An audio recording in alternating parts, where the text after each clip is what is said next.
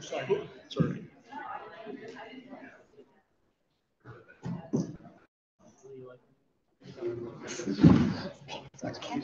Do we have enough chairs? Yeah. So far from Jane. Can everyone rise for the Pledge of Allegiance? Pledge allegiance to the flag of the United States of America and to the republic for which it stands, one nation, under God, indivisible, with liberty and justice for all.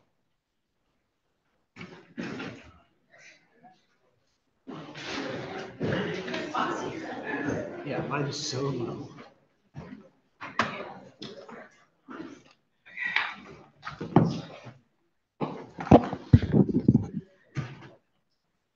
I want to call to order the regular meeting of the Lower Granite Board of Supervisors for Tuesday, September 13th, 2023. The Board of Supervisors met in executive session prior to tonight's meeting to discuss matters of real estate, personnel, and litigation. Before we get started, I wanted to take a few moments to recognize one of our long-term volunteers. Her name is Leola Hubbard. She is with us tonight. And Leola has served on our Park and Rec Board. So I'm going to read, rather than read to you our proclamation, I'm going to read to you a letter that the board has written to Leola. On behalf of the Lower Granite Board of Supervisors, I wanted to take a moment to express our gratitude for your dedicated service as a volunteer for over 14 years. Your commitment, passion, and enthusiasm has made a significant difference in our township. Whether it was working with the Park and Rec Board, helping the Centennial Committee, or actively working to save Penland Woods, your efforts never went unnoticed. Because of the volunteers like you, we're able to educate the public about our rich history, provide fun and rewarding experiences for residents through the Park and Rec programs and activities. Your selfless dedication and hours invested have not only enhanced our township's ability to serve, but have also left a mark on the individuals and the community we have aimed to serve and assist. We have been truly privileged to have you as both a resident and a volunteer for Lower Gwinnett Township. And we understand volunteering recognizes or requires personal sacrifice, and we want to recognize and let you know that we know that every minute you have contributed has been invaluable in more ways than we can count. You've always been appreciated as a volunteer and someone who we could always turn to for input on any situation. Once again, I want to thank you for choosing to be a beacon of hope and change. We wish you the best, the Lower Gwinnett Board of Supervisors.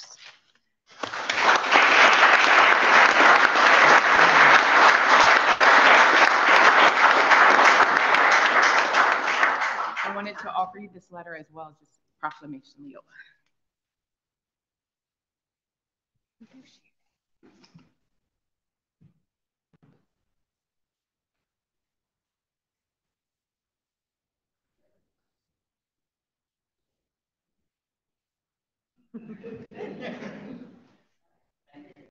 I just want to say that volunteering doesn't here in the township.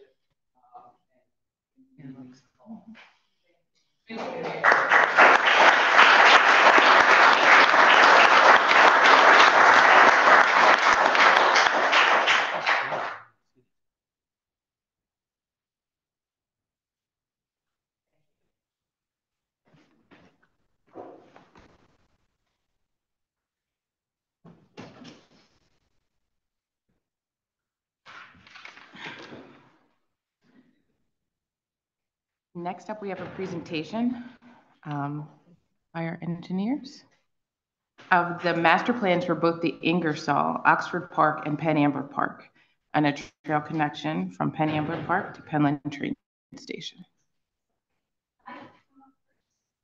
You can come up with him. Yeah.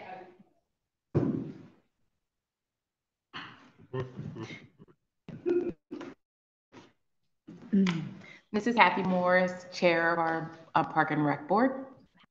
You do. Okay. I wanted, before we got started with the presentation, is just to thank everybody that's been involved in getting us to this point. We started this process in October 2020. The Parks and Rec Board started with putting a survey together. Remember, this was during COVID. We were actually meeting outside in the parks, moving into the winter time, going through, putting a survey together, getting the survey together, working on a strategic plan, and then where we are today, presentation of the master plan. So it's almost a 3-year process. It's been a 3-year process. So I just wanted to thank, obviously, Parks and Recs Board for their dedication to every meeting going over this, to the supervisors, particularly Kathy Hunzinger and Ginny Martin for all the meetings that we went to. Obviously, Gilmore and Associates, Judy, Jim, and Emily, yes, for all their work that they've done with this. And especially to Sandy, our director, Sandy Fight, that our director of Parks and Recreation. Through the survey, everything that you did for us was just absolutely amazing. So we really thank you for all that you've done. Jamie, thank you for all the meetings that you went to. Mimi, thank you for all your helping us get it all through. So I just wanted to be sure that everybody was recognized, and all the supervisors, for what you did to support us. Because we know this has been a process, but you've taught us that this is a process and that we're going to continue the process. So thank you so much. Thank you. Thank you. Thank you, Kathy. Thanks, Kath.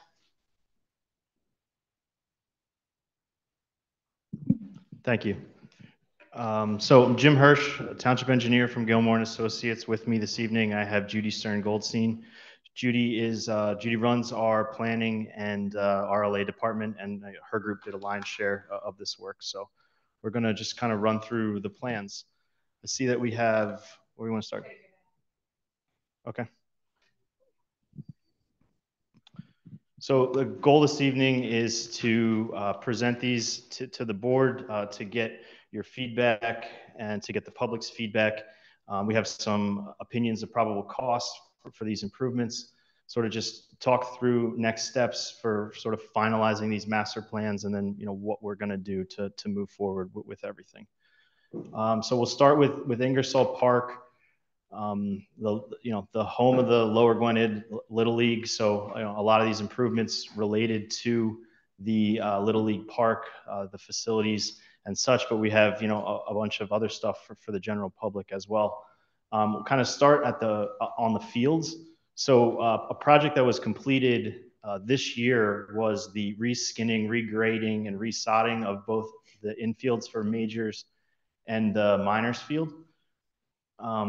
That work's actually complete already. So staying with the fields, we have a replacement of the fencing around majors and minors field, along with replacing the backstops, enhancing the netting to kind of protect from foul balls going onto Penland Pike, going onto the parking lot, going into the spectator areas.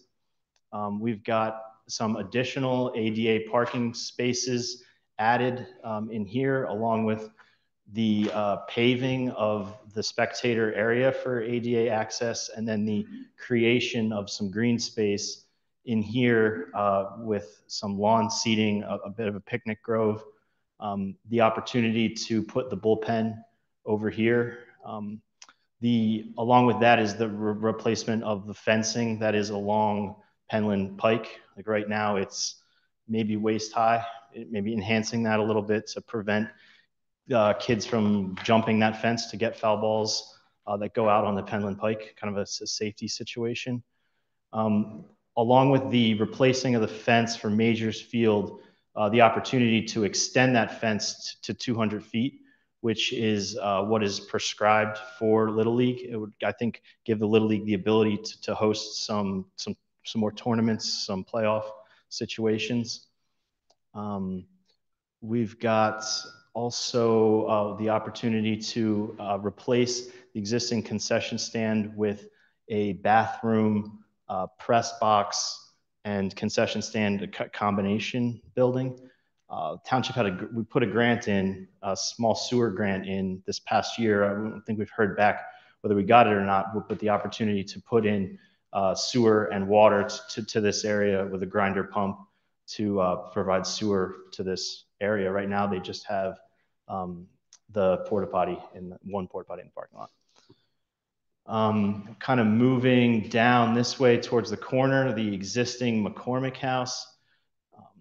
the opportunity on the corner, should that house be demolished, to install a batting cage pavilion that could have like three batting cage bays for the Little League, the installation of a tot lot in the corner, along with a picnic grove to kind of activate the corner of this property, and then some parking spaces here. One of the concerns raised was the lack of parking on this site, and so with kind of just trying to reinvigorate that corner of the property, the installation of parking there. If we move down here to the old Penland Pike area, the fields right now, they experience some drainage issues, and a lot of it is coming from sort of uphill and across the street from the driveways and the backyards here of the Georgetown neighborhood. So the opportunity here to put curbing along this stretch of old Penland Pike, install inlets, direct those inlets into an underground stormwater basin, and then have that basin discharge this way underneath Penland Pike. There's some existing drainage in the majors and minors field. We could tie that in to the outlet pipe, just provide better drainage for the park in general with that improvement. If you take a look at the intersections here with Worcester Pike and Penland Pike and Old Penland and Penland Pike, there's bubbles on this plan, but McMahon had done a concept study for potentially increasing the safety of traffic movements around the park by creating a right in, right out situation at Worcester Pike, and then the potential to reconfigure Penland Pike and Old Penland Pike. Either, I think that the concept would be for Penland Pike to 90-degree into Old Penland Pike, and then should a traffic signal be warranted during the analysis, like the potential to add a traffic signal there. I think. Two more? Yeah, go ahead. Okay. Just two more non-engineering things. One is on the corner where the McCormick building is now, we were looking at incorporating some educational component into maybe the theme of the tot lot, and also some educational component with some signage and, like museum quality storyboards to really pay homage to the former school. So that was one important component. And the other part would be that any playground proposed or tot lot would be fully inclusive. So that is something that's important also, that came out loud and strong during the discussions with Park and Rec and from the residents. And then some sustainability components also, the rain garden with pollinator garden, the solar charging stations, things like that. So making sure that every chance we have, we're incorporating those educational teaching moments into the park and doing what's right and being sustainable and being frugal with your dollars while being sustainable.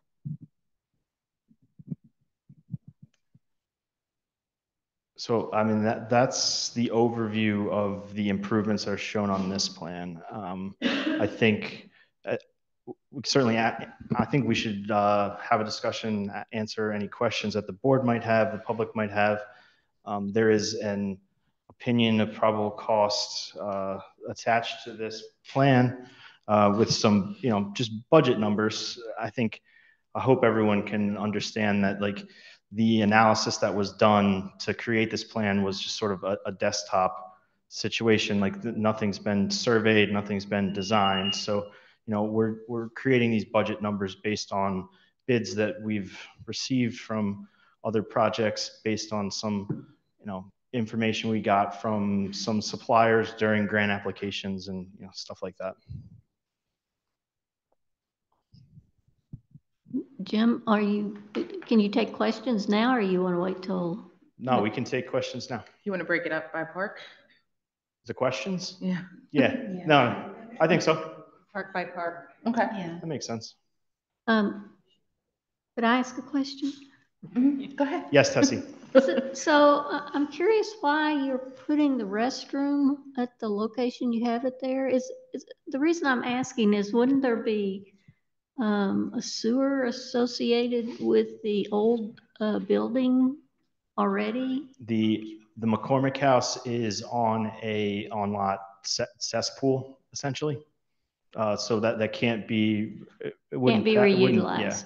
it wouldn't pass current testing. And so we have to add public sewer to this property. We would have a grinder pump with a low pressure force main. And the idea for putting the bathrooms there is that like most of this park, when it's being used by the Little League, the spectators are in that area. So it makes sense. And then also the concession stand, to meet Board of Health standards, if they're going to be prepping food in it, would need sewer and water as well. So, you know, providing those amenities to one location rather than multiple locations on the property. So there's going to be not only the restroom, but the concession stand, and what is the other thing? Press box. Yeah, press box, all that in one spot? Yeah, I think the idea would be, these are like modular buildings, so that they're precast, they're fabricated off-site, they come, they're delivered to the property on a truck and lifted in place with a crane. So the idea would be to have the restrooms on one side of the building, and then the second module would go next to it. That would be the concession stand that would be on the would face the other side of the building. And then if you got another module to put on top, then they could be a press box up there to call the games from. Okay, that's all for now. Thank you. Yeah. You just have to come. Just 1 second, you have to come up and, I'm sorry, you have to just come up and say your name and on the microphone. We have people on Zoom, so they can't hear you. They can't hear unless we're mic'd up. Is there another? My name is Bonnie Holtzman. I just think it's wonderful with all the improvements that everyone is doing, but I hope everyone's happy. What I did notice on the baseball fields, it said lighting. Does that mean you're going to put lights there? Okay, yeah, that's one thing that I didn't talk about before. It doesn't mean we're going to put lights there. It just means that when we had discussions with the Little League, they had voiced you know, a desire to potentially have lights there. So that's a talking point for the board, and that's a good point. I have a problem with that because I live in Georgetown and I used to live off of Brights Lane, and we would get light pollution. And then these lights, how long would they be on? I boarded off of Gypsy Hill Road, and we had the boarding facility there. They asked to have lights put on in the ring. They were told absolutely no lights because it wasn't in, you know, it just wasn't part of off of Gypsy Hill. And the board said they would turn them off by 10 o'clock and everything, but they would not approve it at all. But I see you'll approve these lights. We haven't approved Well, I'm saying anything. is there's a possibility of these lights being approved, but it's not fair to all of us who live across the street from the light pollution and the noise. And that's my concern there, that light pollution and the noise. Those are valid concerns. I said the same thing when I saw lighting in there. So this isn't going to be decided tonight. This is just an overview of the general park plan. There's a lot of things in the plan that we may not be able to do for any variety of reasons. So let me just assure everybody from Georgetown and everybody else, it's not getting decided tonight. We're not going to make a decision on if there's going to be lights or if there's not going to be lights. I know it's a hot button issue. We all know it's a hot button issue. So this is literally just to introduce the concept of the plan. There will be many, many further discussions before anything happens, I promise. All right, thank you. No I appreciate that. And like I said, I'm not opposed to making this area the prestigious one that we live in. But you know, there are some concerns. And it's not only that light for us, that light will go for miles. Understood. Thank you. Is there any additional comments? You could just, Jim, can you help him? Yeah, absolutely. Play the Paul Kenny role. Hi, Andrew Layton. I also live in Georgetown and grew up in Bluebell. Can you just say it one more time? I'm sorry. Andrew Layton. Thank you. I have a question first. You mentioned a right. Would that turn Worcester into a one-way street? Is that basically what you're saying? Or I didn't really understand what you said about the new traffic pattern. You could make a right out of Worcester Pike, but you couldn't make a left. Gotcha. Because the sight distance this way is compromised by the curve of the road and the bank.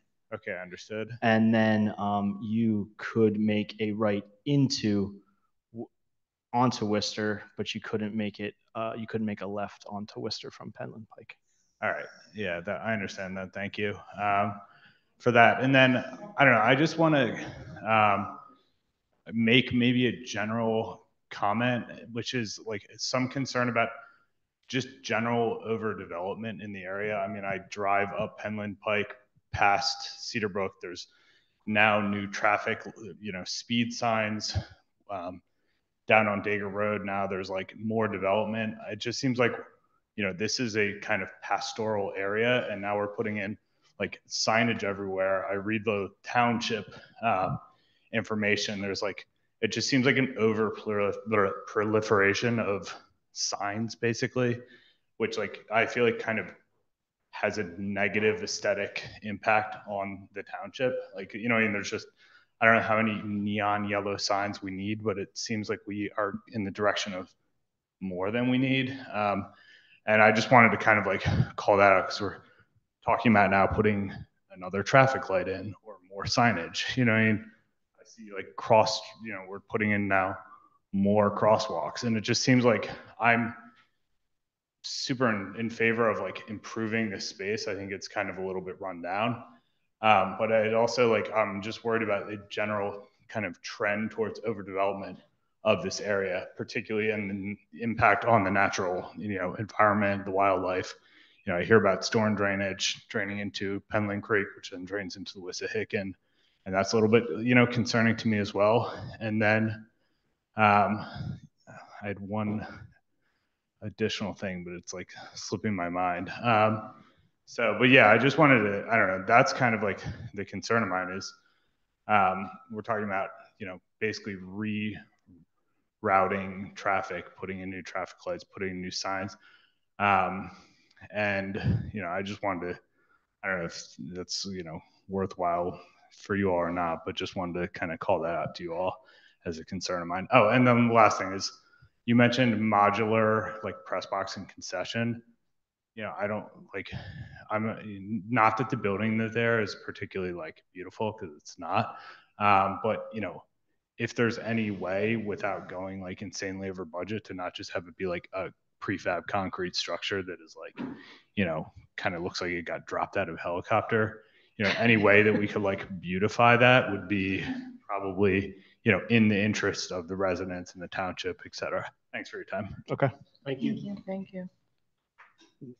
Thanks. I think, do you want to talk about the potential? We have another question. Okay. All right. Hi, Christina Langle, also a resident of Georgetown. 2 questions. What is the yellow line that comes off the path currently and goes through the Georgetown area? Yeah, I think that's just it's a line that denotes the different soil types in the area. Okay, because we heard there was going to be extension of the path and We're potential yeah, concern. that's another plan. And then another frequent in heavy rainstorms, there's flooding past the intersection just to the right. I've never seen it on Old Penland, and you're concerned with it going to the baseball field. Is there a bigger study in the works to prevent that creek from flooding that intersection? You're talking about over here? Yes. I mean, the township has and is working on a stormwater strategic plan where they're identifying stormwater issues throughout the township with potential remedies. I have personally never heard of that one being an issue, but like we certainly look into it. Thank you. Can you just point to it again on the map, Tim? The stormwater issue? Yeah. Over here. Okay, is that? there any additional comments? Can you come up?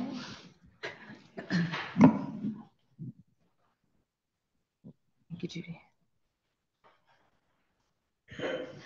My name is Catherine Wilson. I live on Old Penland Pike. I'm just curious about the schoolhouse on the corner. Do you have an age for its original construction? I don't have it off the top of my It was head. the late 1800s. Late 1800s? Yes. And was it the school for the children of Penland? At one point, that's what we understand. And so we're going to pay homage to it with signs, but we're going to tear it down. No, we didn't say that.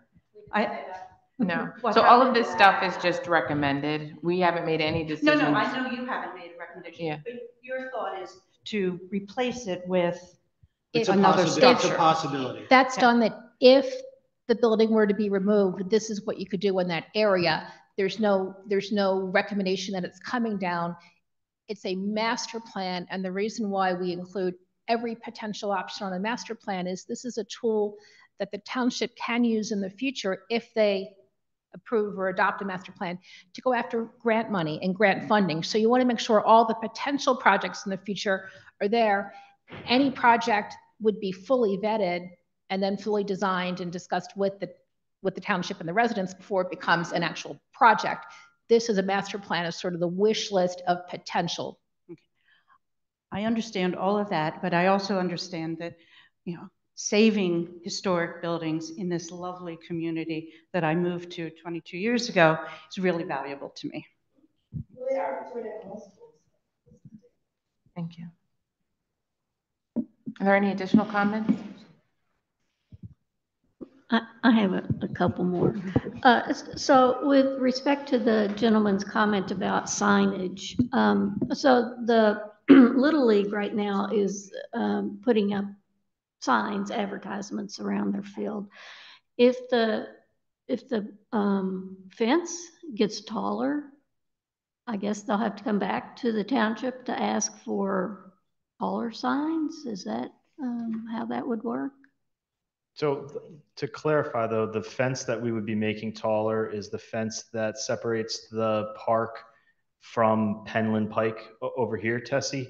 Okay. The advertising signs you're talking about are on the outfield fence for each ball field, and that isn't proposed to get any higher. So I would imagine the Little League would just want to continue. It's just going to get moved back. Okay.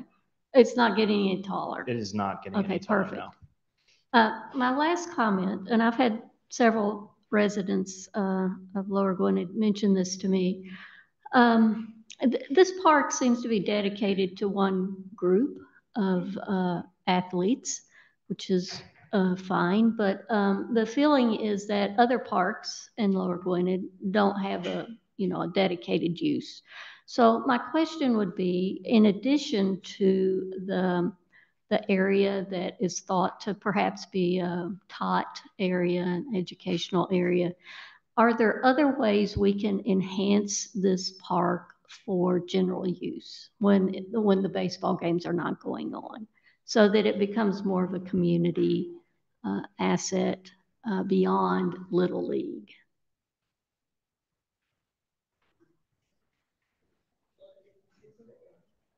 I mean, there's really not a lot of space back there. After the fence, the outfield fences, there's just not a lot of space out there. So I'm not. And the tot lot and the picnic grove sort of in that corner, I think would benefit, folks who are walking along the trail or heading to or from the train station. But in terms of like the wants and the needs that were voiced at the other community meetings, I'm not sure they fit into this space. We tried to incorporate those needs. You'll see in the other plans where we have more space as best we can. I don't know. Yeah, and the area that I had mentioned for a pavilion, a batting cage pavilion, I mean, any sort of pavilion fits there. So if it was the wish of the board to install, a pavilion there that could be used as a batting cage some parts of the year, and then for community situation other parts of the year, that's an opportunity there, I guess. Can you go back to the estimated cost? Sure. What's the bottom line? That's at the top, I think. Is there a total at the bottom or not? Yeah, that's on the cover memo. Okay, so we didn't have a total On the of all the cover. projects because we wanted to set them up because we kind of been. Oh yeah, we do. I'm sorry. It's like No, 2.5. $2.5 million total for everything. But we subtotaled all the improvements because I don't think anyone thinks that this happens all at once, and it's sort of a multi-phase situation. But yes, that's not with these plans. Right, well, you said that some of this Would you mind just stating your name so we can have it and use the microphone so everybody online can hear you? I should have brought that. Thank you. No, that's all right. Carmina Taylor, former resident of Georgetown, former resident of Penland, longtime person here. Just question, you had mentioned earlier that these costs up here were not the costs also that were involved with the plans, correct? So there's been like. I said that we estimated these costs based on the master planning, which is not an engineering design. So that these are just budgetary costs. Right. So the engineering design plan is a separate cost that was already incurred? There is with all of these, there would be a soft cost for design, permitting, and administration of public bidding and all of that. All right, thank you. Master plans were paid for in part by a grant from DCED's Greenways Trails program. All right, thanks. Any additional questions about Ingersoll Park improvement? Okay. All right. No, thanks, Jim. Oh, is there any online? Okay.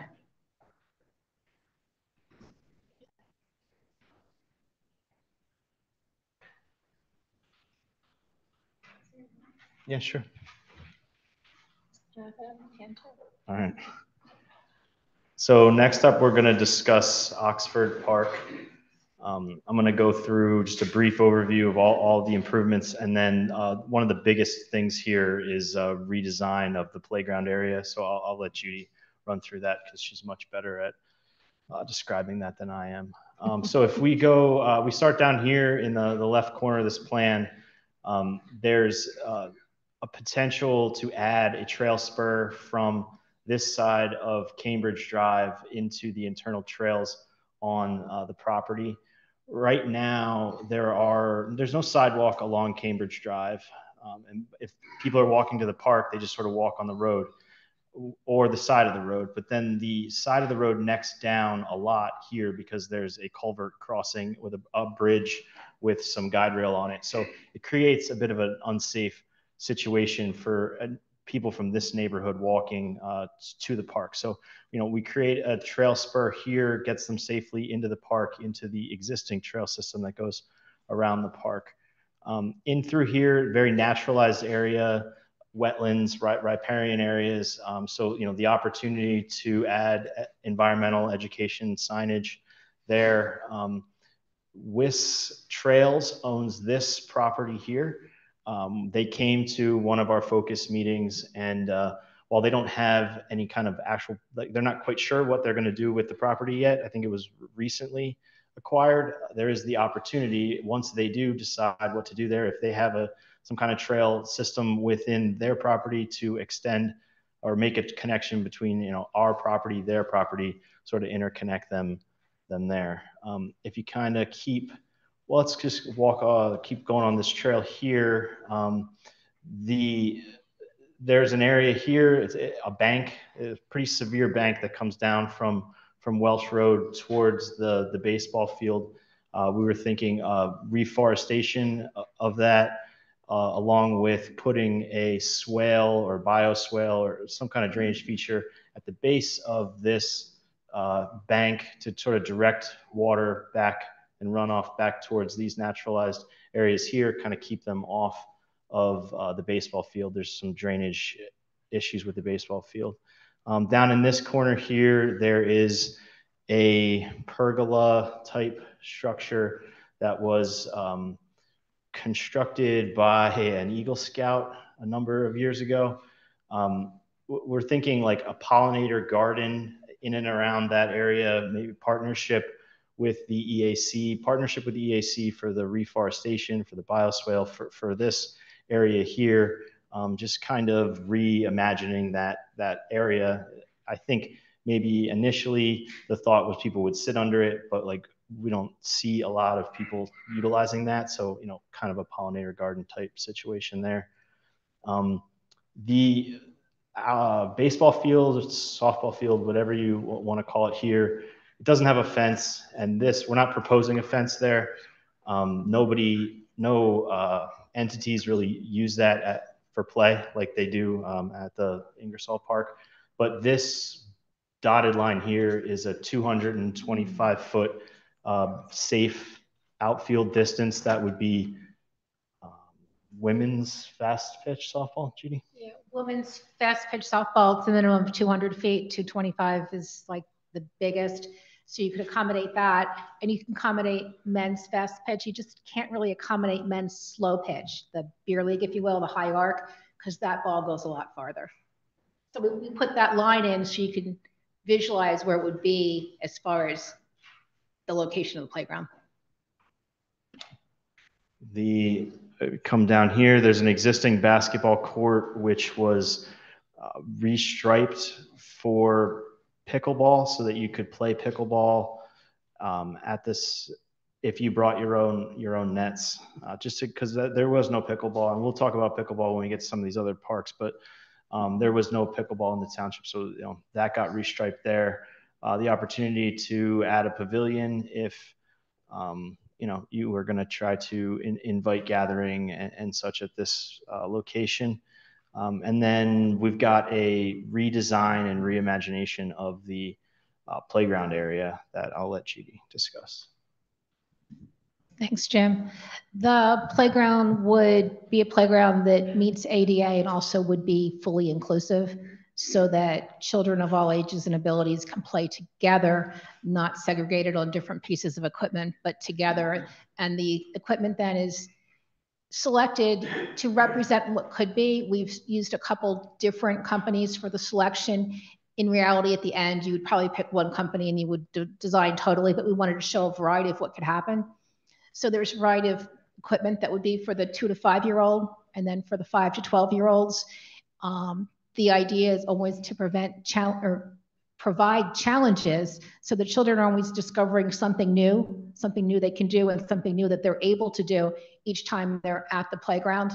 There are a lot of opportunities for cooperative play and individual play to meet each individual's needs. Some of the cooperative play would be that round swing that you see in the little B insert. That's one where somebody who has physical disabilities can lay or sit on the swing, and other people can essentially pile on the swing with them and they play together. Different people push, different people are on. It's really cooperative, as is the log swing, or letter G is. It's a great piece of cooperative play. The children need to work together to make it move. So it's not something you can do alone. So it's good for cooperative and inclusive play. In addition, there's traditional swings. There are climbing things. There are crawling things, sliding things. It's meant to be fun, vibrant, and challenging. So that would be the playground. And also adjacent, or part of the playground there, the gathering area would be part of it. They covered small gazebo in there. And then there would be a gaga pit just outside of it also. So trying to make really good use of the space, have some screening between the playground on the softball field, and just make it a fun and inviting place with shade incorporated also. Are there any questions from the board? Can you tell us what a gaga pit is? A gaga pit, it's actually, I guess its real name is Israeli dodgeball. It's been really popular at day camps and overnight camps for probably the last 20, 25 years. A lot of elementary schools have them. It's an octagonal pit. It's a wall about yay high, and you go inside and you play, and you Okay. It's like a big actually playpen you kind play of. like this, and Yeah. you get an injury called gaga knuckles because you get low and on the ground. Yeah, they just put one in it. So if you say gaga knuckles, you'll be cool with your cat. Does the cost, the ground would be that poured and play? Yes, that's what we, I think, included in the cost Okay. estimate for this one. Yep, just making sure. Yeah, our part of the concept when we looked at the playgrounds in each of these was to sort of have equity throughout the township, and for the master plan to show them all as totally inclusive with the poured in place. Again, when you get into doing individual projects, you decide at that point, but we wanted to start with the overall, put everything in, set you up for grant funding whenever possible. Great, thank you. I had just a quick question. I know that in Ingersoll and now in this one, things are prioritized like A, B, C, D. That's not a prioritization of order in which they should be completed or even priority? No, and that's why we definitely didn't do 1, 2, 3. It's Gotcha. not meant to be a priority. It's just a menu.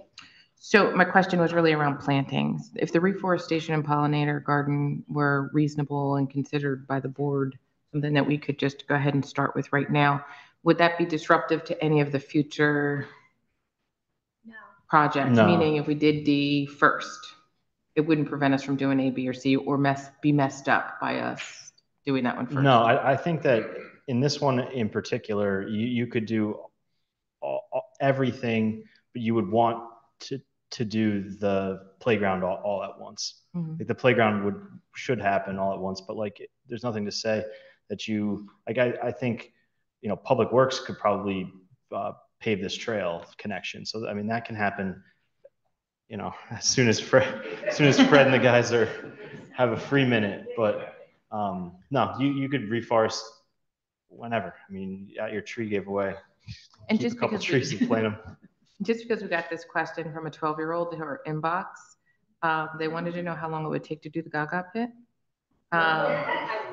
So is that something that you can do separately, or does that have to? You could do that separately, and home and school associations do Gaga Pit on a Saturday afternoon. Oh, really? Okay. You can actually buy it as a kit and put it together. You could have someone professionally install it. And I'm a fan of starting with the low-hanging fruit. So I'm very much a fan of starting with the things that are achievable, attainable. You can get in and show an impact and let the residents start using the amenities. Okay. So Gaga's one, the pollinator gardens, the plantings, definitely. Could you say, I'm not real familiar with this park, but the side of the park that, as we're looking at it, would be to the left. It looks like an open field. Is that just grass? We're talking over here. Yes. It's a pretty densely wooded area. Oh, it's already wooded. Okay. Yeah. Very good. And did you say that people don't use the pavilion right now? It's a pergola, so it doesn't have. It has like slats on the top. It doesn't have a covered roof, so I wouldn't call it a pavilion. But no, I don't think in our focus groups or anything like that. So are there benches under it? Vines on it? There are not benches under it. It's just there. Yeah, so I would suggest that maybe to fashion the pollinator garden as a demonstration garden then for educational purposes. There are a number of examples in the area. Temple Ambler has one, but making that a little more user-friendly then would draw people in. But I really like the idea of having that and to reforest any of the space that has that could benefit from that use. Okay, thank you. Any additional questions from the board? Any questions or comments from the public? Anyone online? No? Okay. On to the next park. All right, so we got Penn Ambler Park here. Let's start on the top of the screen. This is an open field right now, and the master plan considers it to be an open field, forever. But what we do have is an opportunity to provide carnival parking for events that the township may wish to have up in this area of the park. There's currently an amphitheater that had some retaining walls, some small retaining walls that came down. We would be proposing to sort of regrade those areas into just sort of bank seating for the amphitheater use if the township wanted to have outdoor concerts there, along with enhancing the stage area with a pergola to provide some shade for the performers. So it stays open field, but we're showing 112 carnival style spaces. So we put in an access drive here that would just essentially be a curb cut with some bollards and chains, so that it's not it's either it's a maintenance entrance, it's an event entrance, so you could open it up when you have events, and then just kind of showing that there is space here for food trucks during events. In line with that maintenance and event entrance is the potential to add a crosswalk, and then a trail towards the SEPTA station. We have a separate exhibit for the trail, so we could talk about it whenever you want, but we're gonna keep going down on this plan for this park for now. The opportunity to have a pavilion added up in this area for special events and gathering and such. Over here there's a depressed area, a low-lying area. I think the thought was to have that be like some kind of ice skating rink in the wintertime, but it's not used for that currently. And I think with the changing climate, I don't know that there's where was the ice skating rink? Right here. Oh. So we have an opportunity there to install like a rain garden / pollinator garden. Another chance to partner with the EAC, or for the EAC to kind of take the reins on a project like that. There was a fountain at one point in this area. That fountain has been removed, so it's just kind of like a paver space right now. The idea would be, could we add a planter box in the center where the fountain was, and then provide some seating or benches and whatnot around that area for just kind of like a bit of a gathering space. If you kind of come down here, there's an existing baseball field. It's used by Ambler Junior Baseball, and so the opportunity and they came to our focus meetings, same as the Lower Gwendolyn Little League did. And so, the opportunity, they really said it would be good if they could have a batting cage there, for practices and pitching. And then to add a structure, not a structure, but like a box to store the infield mix and to store some of the stuff to take care of the fields. We would recommend maintaining this area in the outfield, the grassed area for multi-use play. I think Wislax uses it now. So, just continuing that, there was some discussion about cricket, and it's interesting, but you need a lot of space for cricket. So, there was certainly explored, but there wasn't. I don't think there's an opportunity to do it here. Kind of come down into this area here where the basketball courts, the playground is right now. There will be paving this parking lot this fall, and so that's an improvement that's going to be happening in short order here. The idea and proposed pickleball courts down here, we were charged with we had heard from the community that pickleball was something that was desired. And so we looked at it at pretty much every park we analyzed, and kind of made a lot of sense here at Penn Ambler because, keeping it away from residents for the sound issue.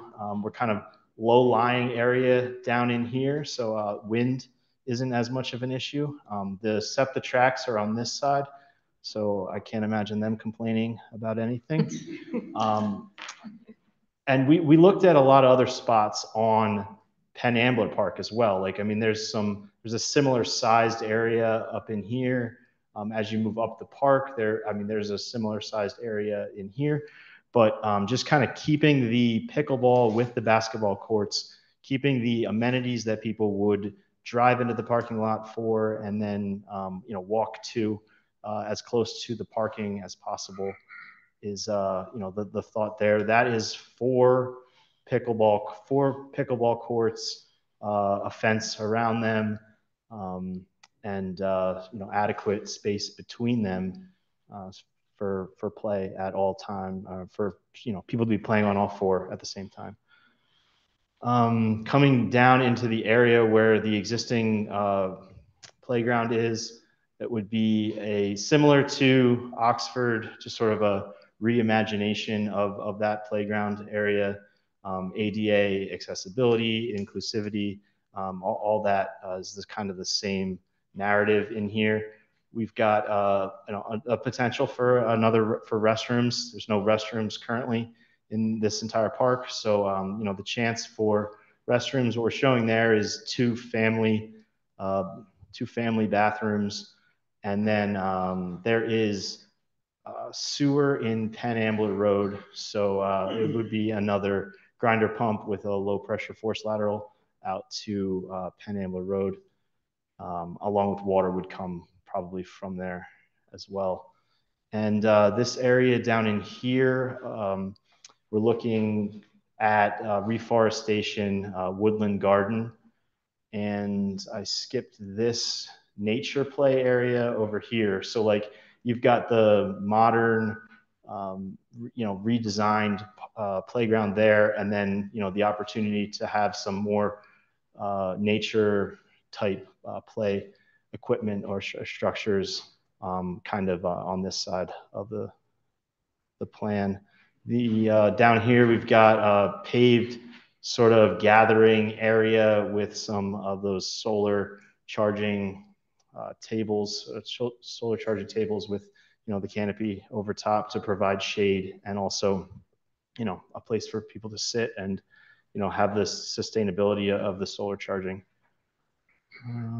Lastly, the trail connection down here from there's an existing trail system, a really nice one throughout this whole entire park. So we didn't really look at augmenting that at all, but down here, making a connection to Mathers Road, and then from Mathers Road, Ambler Yards had installed a trail from there to their property and through their property. So just kind of making that connection and then sort of connecting everything. That goes along with what we're trying to do with the connection from this park to SEPTA that we'll talk about next. Do you have anything to add, June?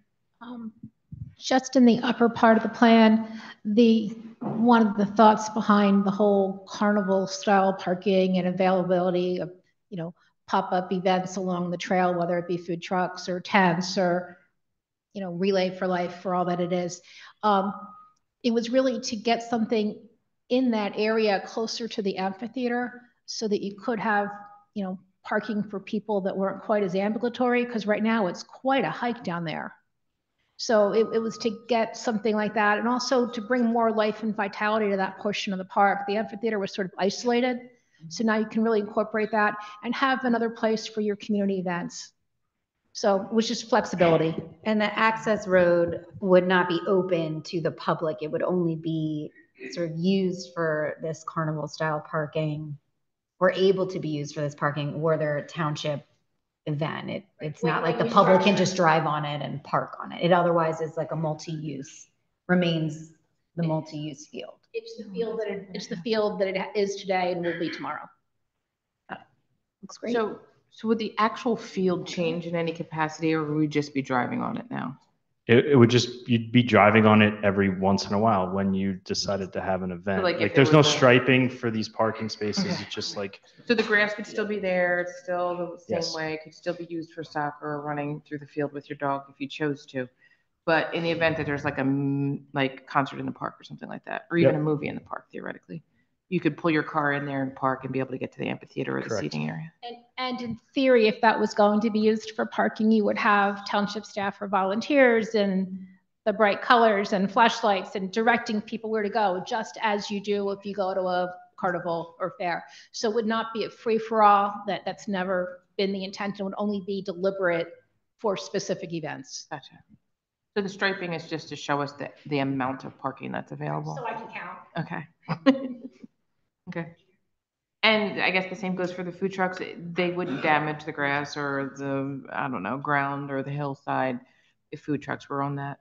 Right, it would just be in and out. And we just did food trucks just because that's what people are doing these days, a lot of food truck carnivals. But more often than not, it's just a little pop-up 10 by 10 or 12 by 12 tents. Okay.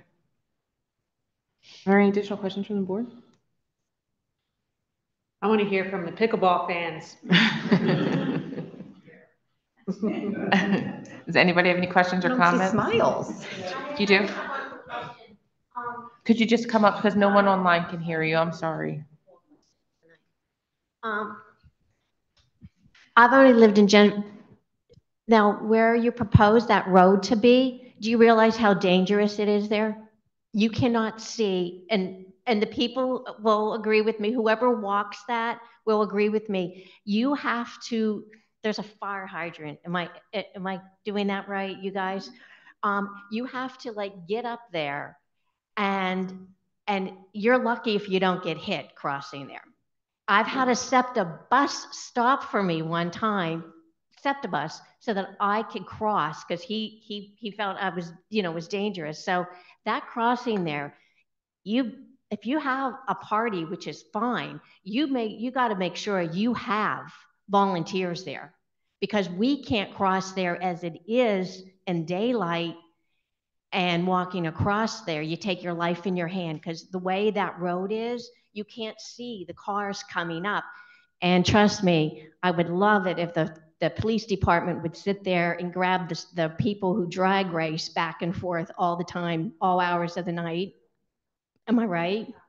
No, they stop people during the day. I can attest to it Right there. Yeah. I mean, yeah. I mean, no, I got stopped during the daytime. So no, they stop people during the day right there. You don't need to drag race at night. And I was not going that fast. But I think if we were having an event for the township, we would have the police there. Yeah, that would be there to kind of calm traffic as well as escort people in and out. Yeah, because we can't walk across it during the day. Like you literally cannot see the cars on either side. And I think that's one of the keys. As it is right now, it's not safe to walk. Right. No, so you're not supposed to be crossing. Yeah. Well, we have no choice, but So Brights Lane has an actual crosswalk. Right. That's the ideal location. Yeah, but people, and I love that pedestrian sign that said, and at one time it said walkers have the right of way. Well, they don't have the right of way there. No, you will get run over faster than anything else. But yeah. I would love it if they could do something with those people driving up. People just all hours of the night and during the day, you can just hear cars racing back and forth on that road because it's nice and straight. But yeah, it is dangerous. So would that benefit from some, what are they called, the traffic cushions on the street? So what we would be first of all, we would never propose a crosswalk unless there was adequate sight distance to the left and to the right based on the speed of the road. But the other thing that this crossing would 100% have to have is advanced warning, flashing beacons, the same type of situation that was just installed along McKean Road by the YMCA, where you walk up to it, you push a button, and there's overhead signage that is flashing and letting motorists know that someone's going to cross the road. Is there an adequate crosswalk at all now? On Brights Lane, it's at Brights Lane. Yeah, that's what the trail connection proposes, which I'm sure, which we'll get into more, but Yeah. it proposes creating a safe way for not just Georgetown residents, but anyone walking to safely cross that street. Right now, people just sprint across it and pray. Yeah, you just pray. Yeah. Yeah, so if we can make it safer, that's definitely. I think that was one of the That's concerns the that we goal. heard is that people are trying to walk to the train sometimes and Yeah, it's that unsafe. sounds really like an accident waiting to happen. Okay. I think we had a couple more comments. There's somebody in the back. Yeah. You need to use the microphone so others can hear. Thanks. Sorry, my name is Susan Sharon Beck, and a small comment, but I think the only way that you can do it safely is to slow the traffic down on Penn Ambler. You have to find a way to get people to slow down, because even if you have a flashing light there, people do not slow down, and it is extraordinarily dangerous. And so if you're going to consider a plan like this, you have to do some very extensive engineering studies to really assess the traffic and know that people try to get airborne on that hill. It is extraordinarily dangerous. And one pedestrian fatality and you guys are sunk. So be very careful about how you think about these improvements and parking up there, because it's a dangerous decision. Thank you. I think the woman in the back, could you help her, Judy? Thank you. Okay, hi, my name's Mary McGill. I also live in Georgetown, so I have some concerns. My main concern is the parking lot. And I know it's going to be on the grass and it's, not going to be an eyesore or anything like that. But certainly when there's events going on, there's going to be added traffic down, we already know, a dangerous street. But also I had a question. You've got to have lighting if you're going to have events. And we haven't discussed at all any kind of lighting in that park. And what exactly that means in term, to the residents who we live right across the street. I don't think there's any lighting proposed in the plans. I think, right? How would you possibly have bands and all that stuff? Yeah, dusk. Until 11 o'clock tonight. At dusk it ends. Yeah, they end at dusk. I mean, like it's not the concerts in the park is sort of I think that original amphitheater, if you remember when it was created, there was like a stone wall. Mm-hmm. The design back when that was created was for us to have our concerts there. And we had concerts there, and this is before my time, but apparently the acoustics were so bad because of the wall. So that was sort of always the goal of that park. Mm-hmm. So I think right now we have them at Oxford Park just till dusk. They start early and they're only an hour, Sandy, right? It's very, But it's summertime. So but it's summertime. It's well attended. The parking, there's no parking there. There's no way to improve parking there. So.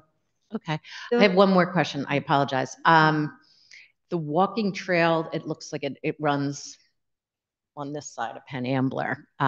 Where we live at Georgetown, there's some trees, there's a little dip and nothing else. How much of that belongs to Georgetown and how much of it would belong to the township and would get gobbled up by improvements and not just a walking trail, but you have to, it's going to be a wider road at that point.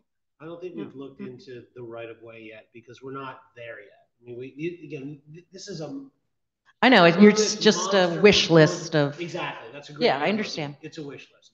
So nobody's sort of taken the next step for each and every one of these improvements to say, okay, now let's talk about the walking trail. Okay. What do we own? What are we going to have to? What do we need? No, we haven't even gotten there yet. So again, much like with what we're going to do at Ingersoll, this is the very first conversation. There's going to be many, many conversations before anything gets done. I guarantee, promise, I'll sign whatever you want. The public will know before we do any voting. You'll have your opportunities. Okay. Come, listen, I'd love to see a crowd like this. We rarely get it. So come out whenever we're talking about it. It's good to have the input from the residents. Yeah, I mean, that's why we're doing it. It's absolutely a fair point, and thank you for everyone in the audience for bringing up your points tonight. Because even as Mike says, we're early in the process. It's good to hear the feedback. Okay, thanks so much. I appreciate it. And I think your room's going to be full next time you talk about this. That's what we want. Honestly. Okay, we'll be here. You know, we serve you all, so we want to hear what your concerns are, what you like, what you don't like. Hopefully, you like some stuff. We didn't get any like cheering from the pickleball section. I'm so happy to see that. And he smiled. Yeah, raise the roof. Yeah. Pedro cheered at the Park and Rec Board meeting. He did. He I did. can He vouch for clapped. that. Are there any additional comments from the public? No more comment? Are there any comments online?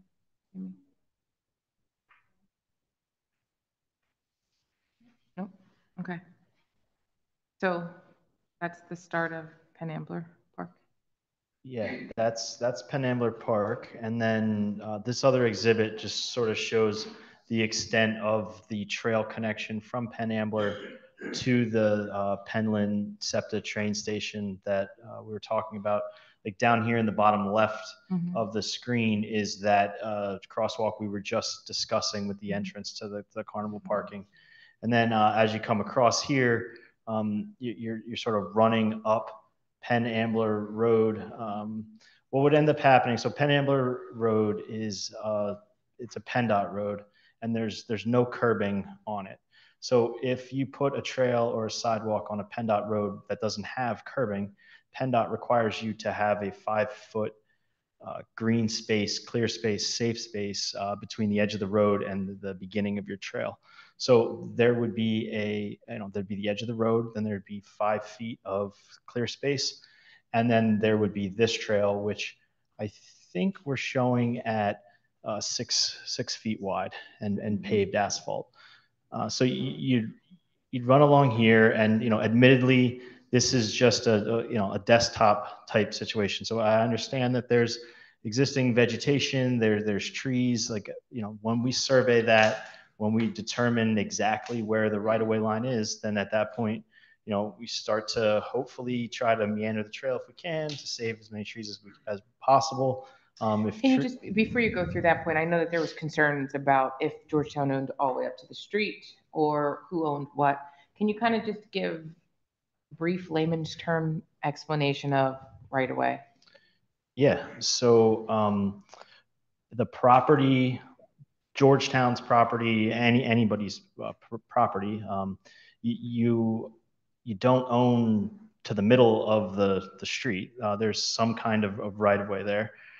If the additional right-of-way has been dedicated, then it may vary between property to property. There is at least 16.5 feet from the center line of the road inward. That's because the state says that there's at least 33 feet of total width along pretty much all roads. It's like called a legal right-of-way. So there's at least 16.5 feet from the center line. There could be more if what we would do is we would pull Georgetown's record plan, it's recorded in Montgomery County, and we would pull their deed, and we'd start to do some research into when Georgetown was developed, was any additional right-of-way outside or in addition to that 16.5 feet dedicated to any entity, whether that's the township, whether that's PennDOT, so that's where we kind of start to figure out how much space is there. Even if there was, say, enough right-of-way to put the trail in, we would still need potentially some grading easements or construction easements from Georgetown, maybe, depending on whether or not some grading had to happen to sort of flatten out an area to be able to put the trail in, and then continue that grade safely. So all of that happens when we start to design this trail. And then at that time is when you're having the conversations with, in this case, it's Georgetown. Any other project you do, it's the property owners along there. Same as when the township widened the intersection at Sumneytown, Norristown, Bethlehem Pike. So the trail continues towards the SEPTA train station. There would be the Stafford Drive comes out to Penn Ambler Road. There'd be a crosswalk there along with ADA ramps. and the advanced detectable warning surfaces at each ramp. You continue along here. This is the configuration that is extremely preliminary at this point. What ends up happening is everyone knows there's a stop sign here that says stop except right turn. Mm-hmm. So that means to everyone they don't have to stop, right? So they're making the right, and so they're flying around this corner pretty fast, and cars that are coming on Old Penland Pike towards Penn Ambler Park are they don't have to stop there, so they're making that turn pretty fast as well. So what we're trying to do is come up with the best, safest solution for this corner. One thought was always stop. Like this, instead of being no stop except or stop except right turn, just be stop completely. And then there'd be a stop over here as well. So you're kind of three-way stop intersection there. Another thought was like, if that, because PennDOT has to approve that, and it has to meet their warrants, and it may or may not. Like if it didn't, then a thought would be, could or should this trail come around the corner to here and then cross at Worcester Avenue with what would be a mid-block crossing, but would there be more sight distance to cross there? So not fully hashed out yet. Certainly some options, but the goal that we were sort of charged with was what would be the best way to get people from Penn Ambler Park, from Ambler Yards to the SEPTA train station. And like what this analysis found is that this side of the street is less of a lift than the opposite side of the street, where there's some not only right-of-way issues with these houses, but when you provide the 5-foot clear sight or clear distance from the edge of the road that PennDOT requires, and then you go and put the trail in, like you could knock on someone's front door while standing on the trail. That's how close it would be. So these houses are right up against the road there. So that was primarily the reason. And then there's also some challenging grades up in through this area. So that's why we picked the side of the road that we picked.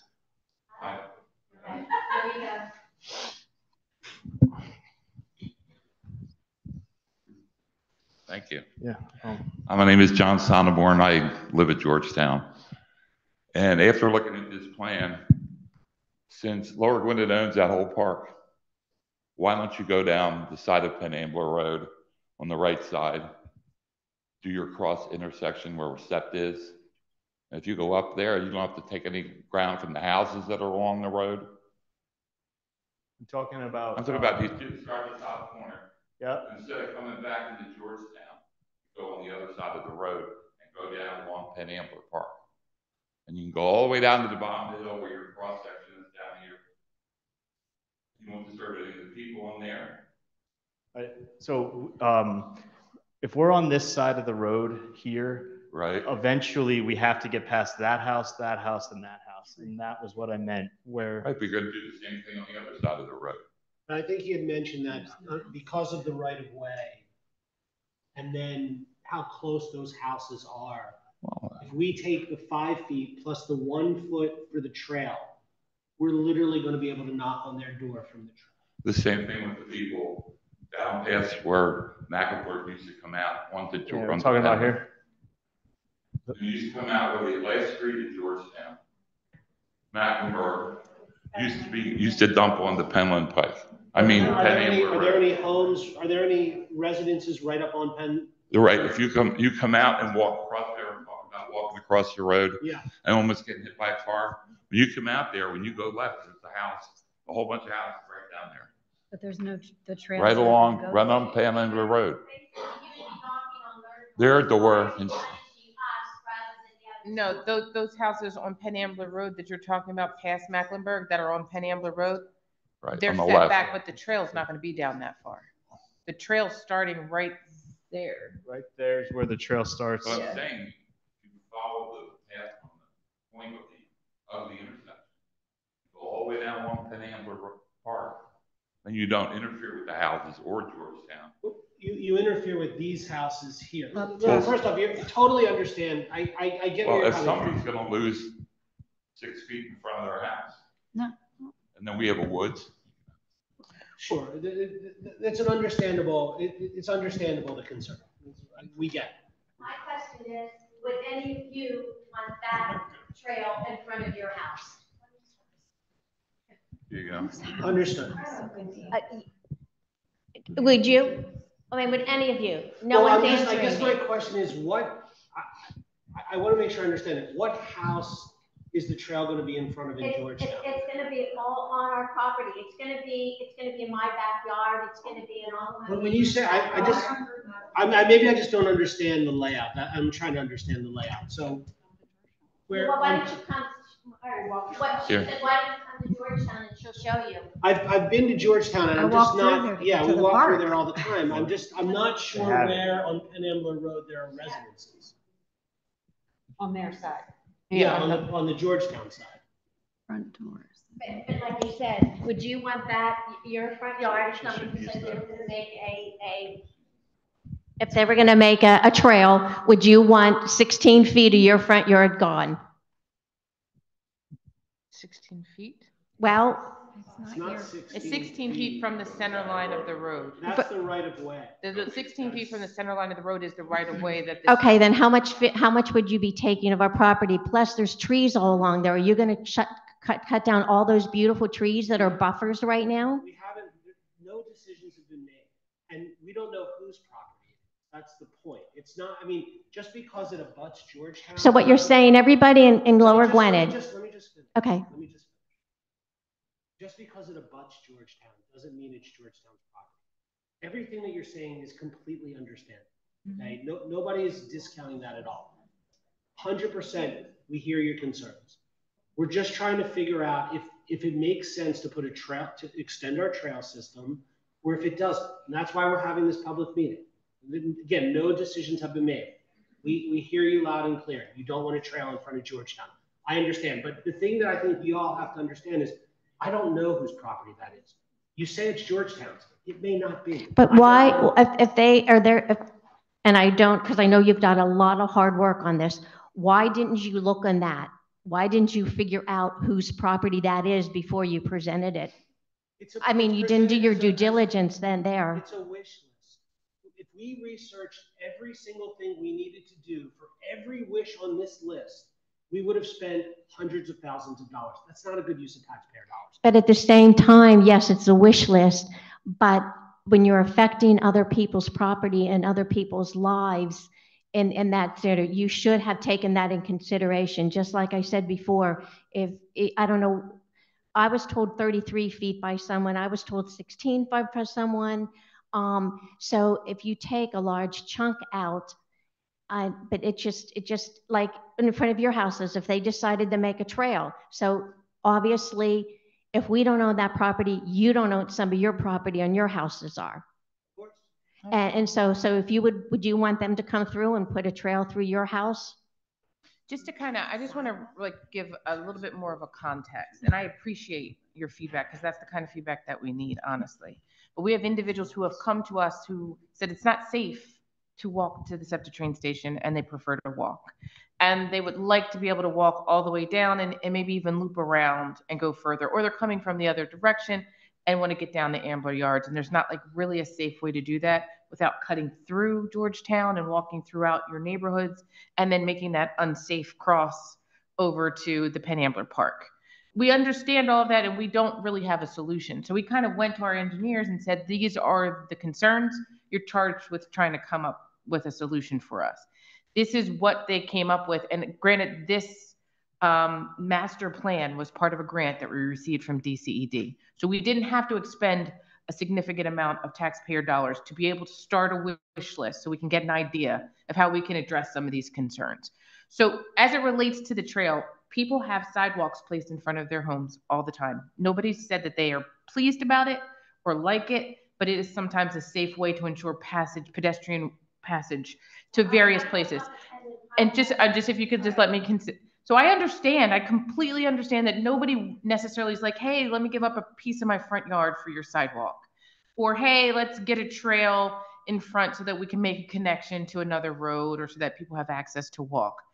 However, we're still charged with having to ensure that people can safely walk throughout the township. So this is their solution. It's not necessarily saying that we're going to go with this solution.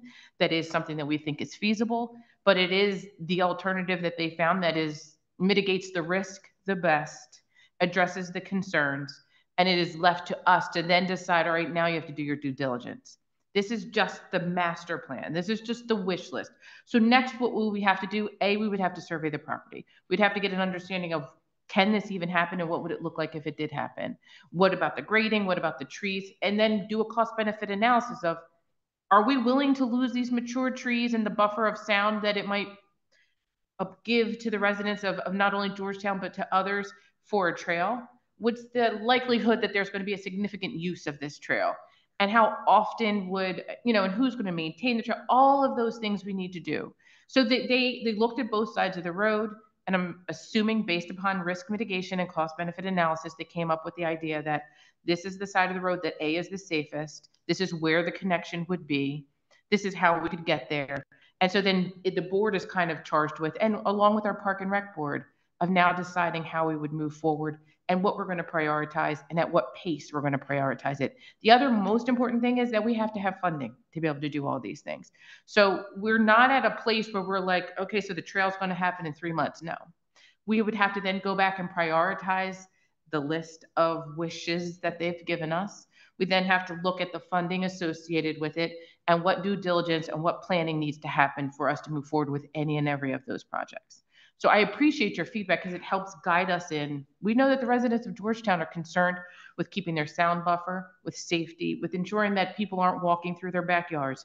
But that is something that we all have to address, because any of our properties we could be told, for whatever reason or not, that a sidewalk for pedestrian safe passageway is. So I live near the high school, and at any time, theoretically, I could be told that, you know what, there needs to be a sidewalk so that the students walking to school safely could get there safely. So I'm just making you aware of like the context. Mm-hmm. We had a child killed. I absolutely know. Yes, my daughter went to school with. Yes. I petitioned, and that's why. Can I go? We have somebody who is waiting. Just wait once. Just wait once.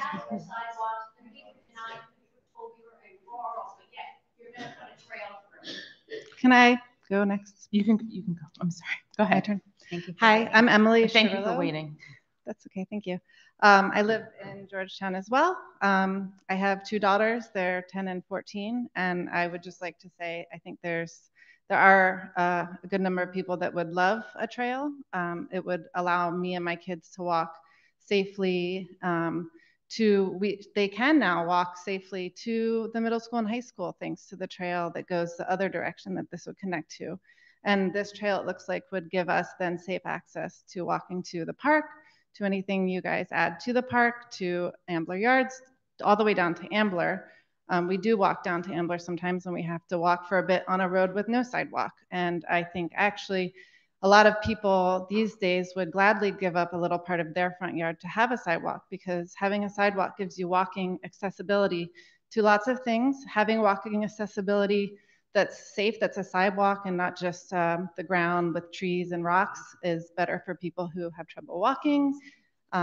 It's more healthy. It increases property values, frankly, if you have a walking accessible neighborhood. And so I think just to give some voice to this, looks like a beautiful plan. Thank you for doing it. And I'm very excited about it. If we could do something first, it would be the trail, because I know that my kids would love to be able to walk over to the park. Right now, like she said, we have to just dart across the road.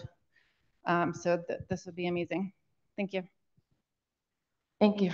I think you were next. Yeah, I'm Diane Schuler. I live at Georgetown. I just wanted to say, how many people who are here live at Georgetown? Just raise your hand so our Board of Supervisors can see. That's it. Put your hands down. So when this plan came out, this was like a big surprise to us. We didn't know. And when I saw the walking trail going along Penn Ambler Road, I was frankly horrified. After I drove on Penn Ambler Road and looked at the green screen and, our are buffers now from the noise. I really appreciate you saying that this is a thought process and that you will be very, very careful about it. And I really appreciate hearing somebody who's in favor of the trail, because I think most of us have been going like, oh no. So thanks for that. And John Giordano, you have to talk about the Stafford safety issue.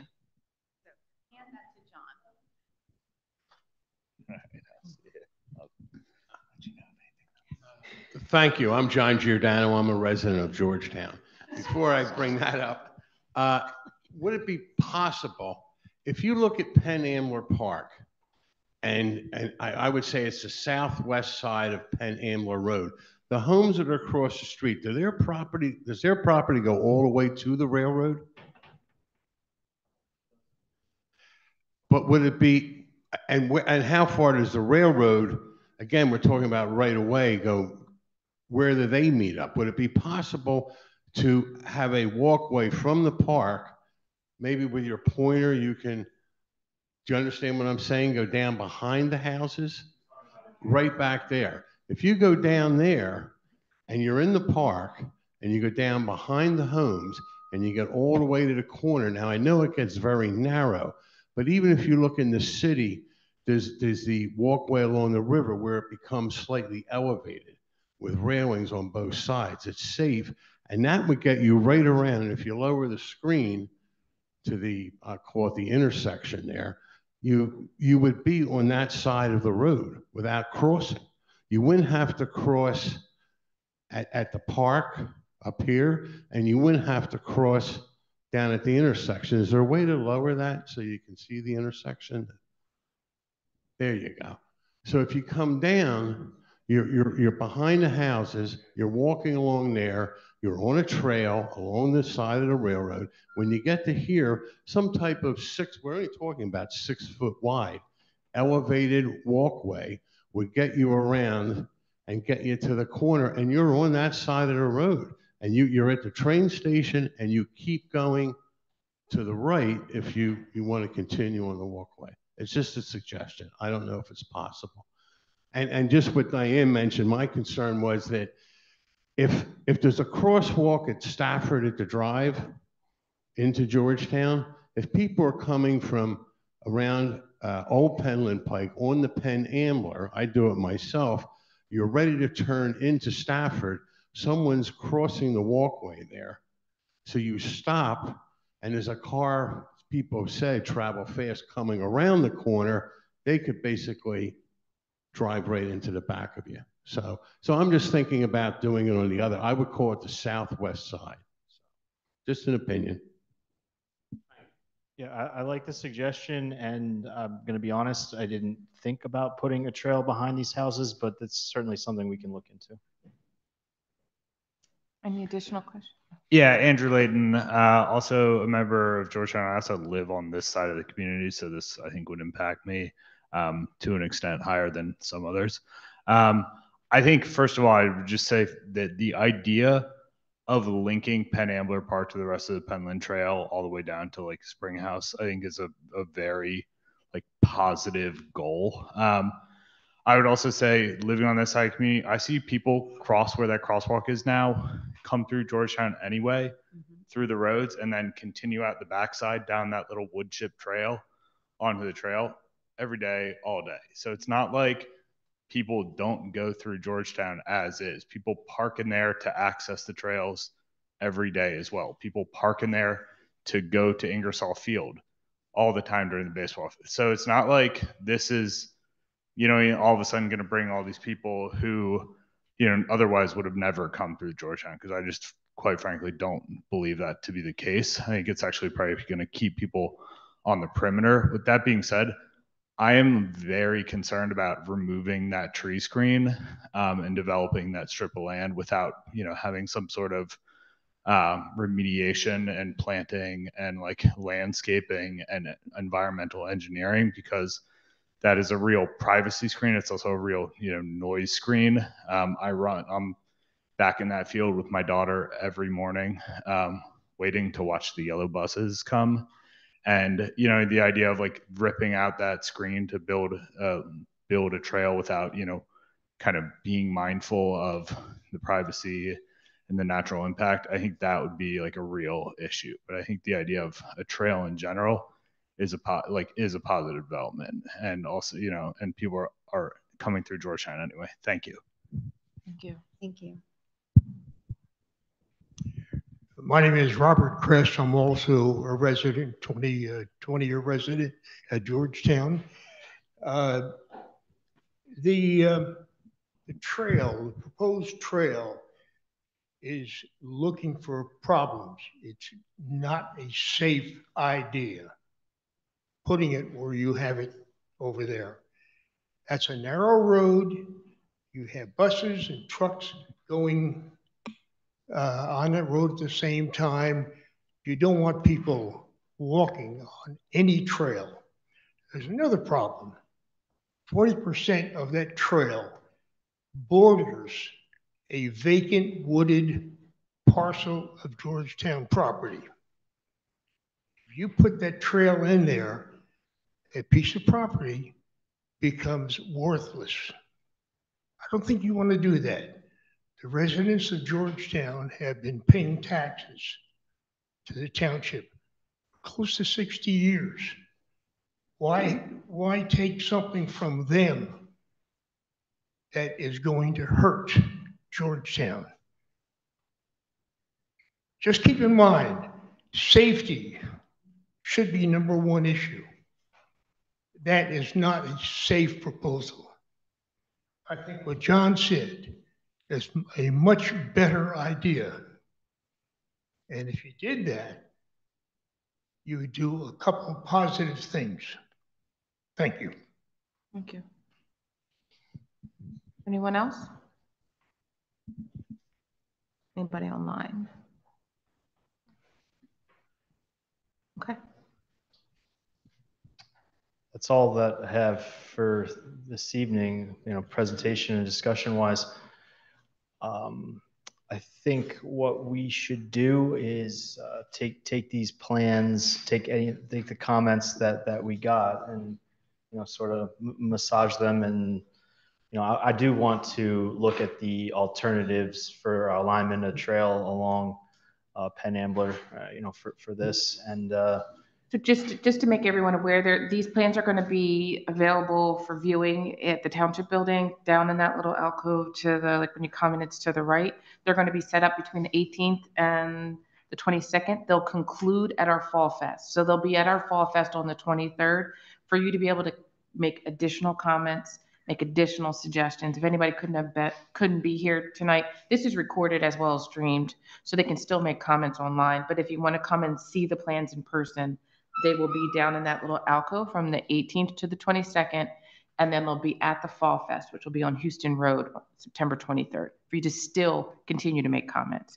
And then once all of that is compiled, we'll turn it back over to Jim so that he can go back and review, piece through it, and make any additional comments or questions. okay, yeah, so that sounds awesome. Thank you both. Thank you all for coming and for sharing your thoughts. Thanks everyone from Georgetown. Thank you, Jim. Thank you, Judy, for all that you've done. We'll give you guys a second if you want to leave. We won't be upset. Thanks, Judy. Thanks a lot. Thanks for coming. You guys want to go too? You want to leave? Thank you. So they want to know about stuff going through someone's front yard. Jesus.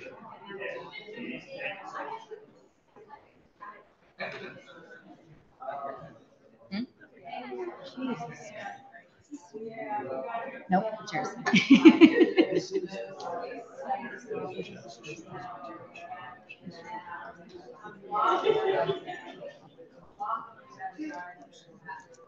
No, I've done it many times. Yeah, I think it's a lot to think about. No.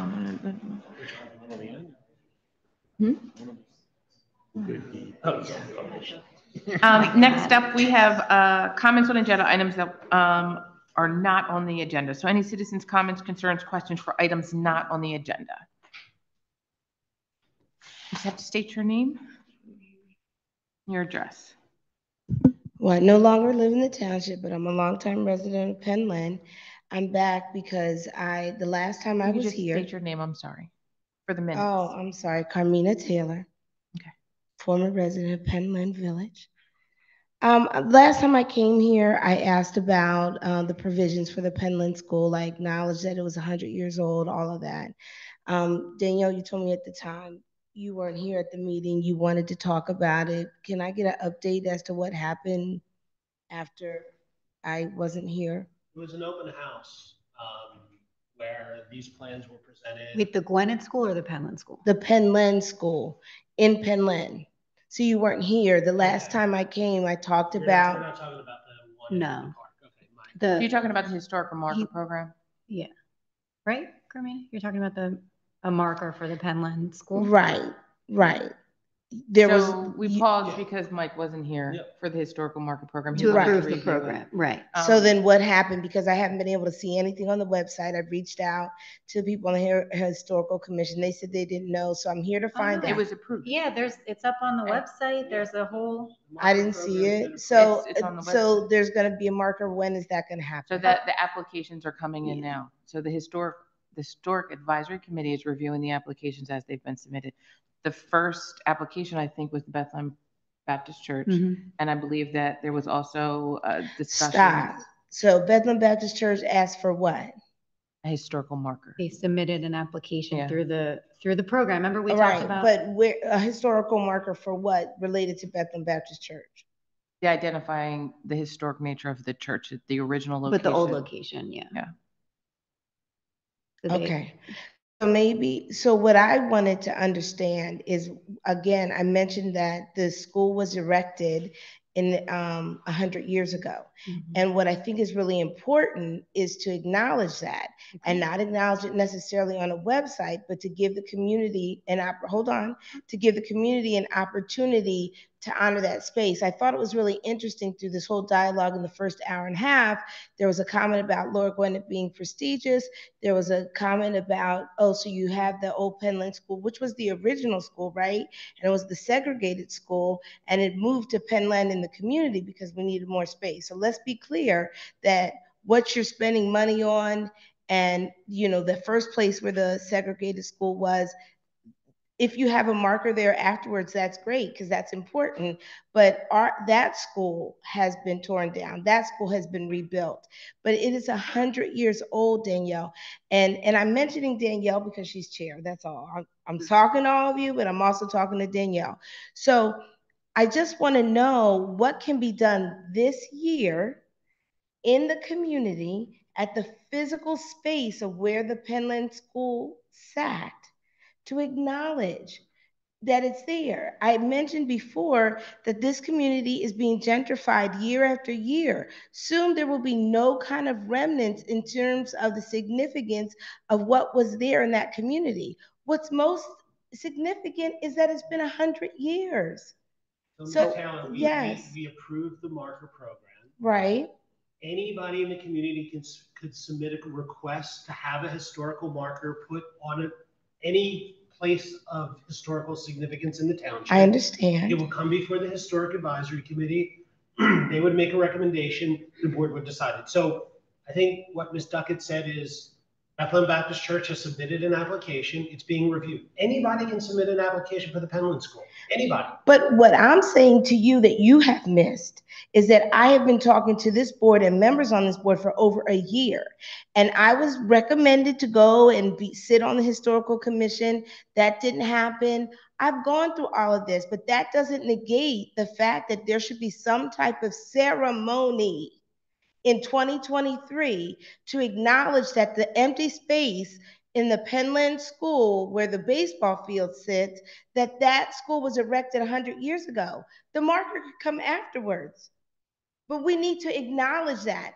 And when I sit here and I look at all the things that you're investing in, and I lived in Penland, I grew up in Penland, my grandfather I've been through all of that.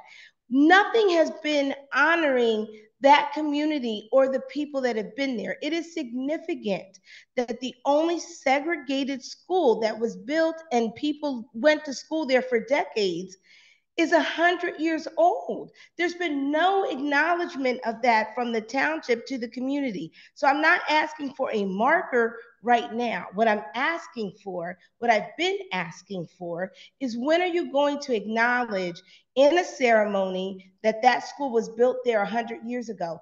From our records, our little historian in Penland, we think that it was in the fall.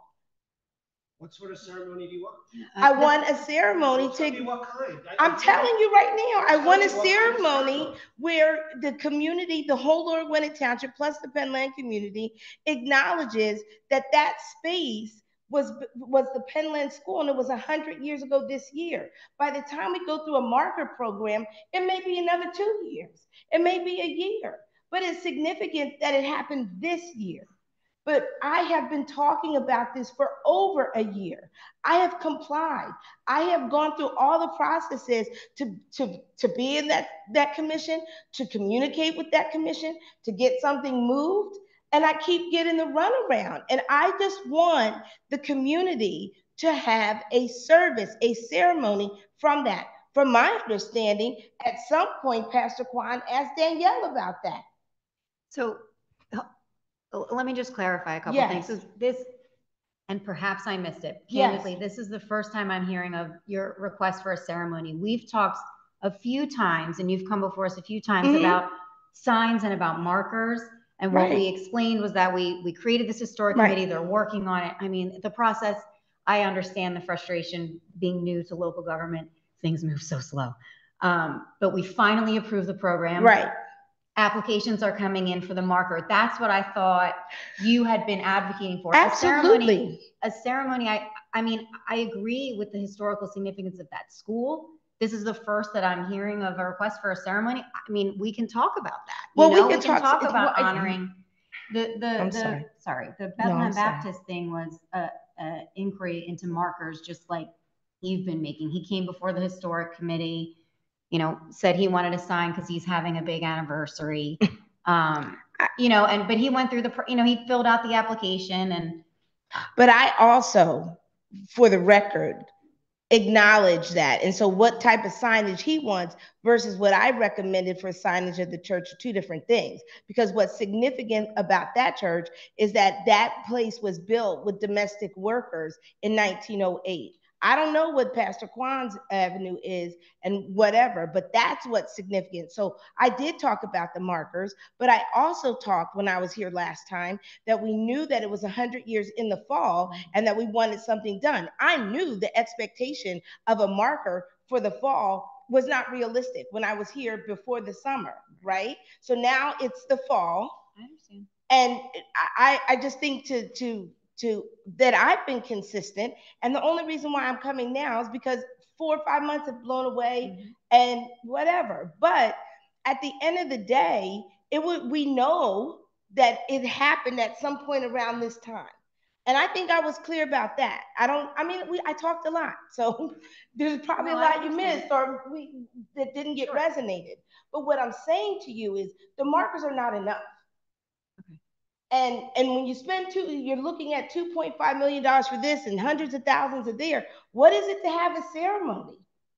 I mean, what is it? I don't get it, because at the end of the day, it's really about the significance that it was built there 100 years ago around this time.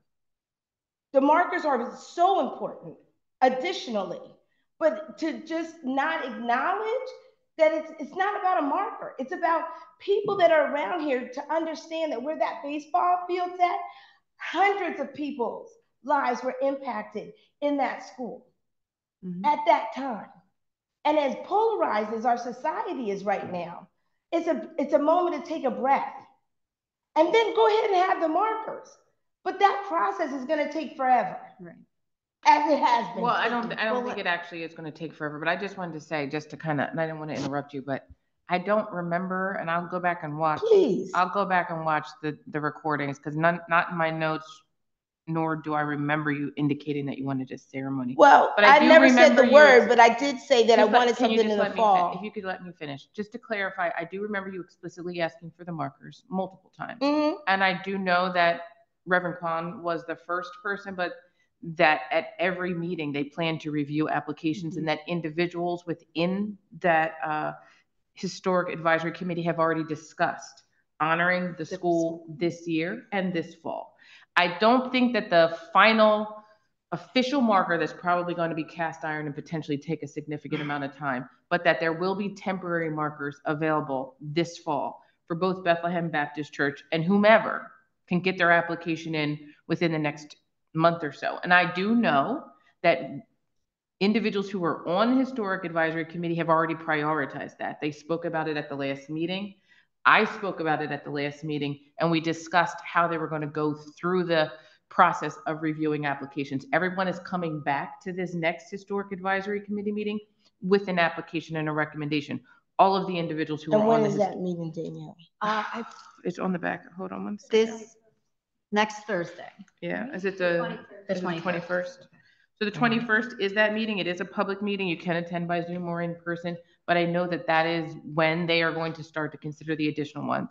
Again, we have walked through the process of actually obtaining cast iron large signs and what we need to do to get that, and it might take longer than the next few months. However, we've come up with this temporary solution for a unveiling of potentially what would be a good temporary sign for both Bethlehem Baptist Church and whoever can get in an application within the next few months.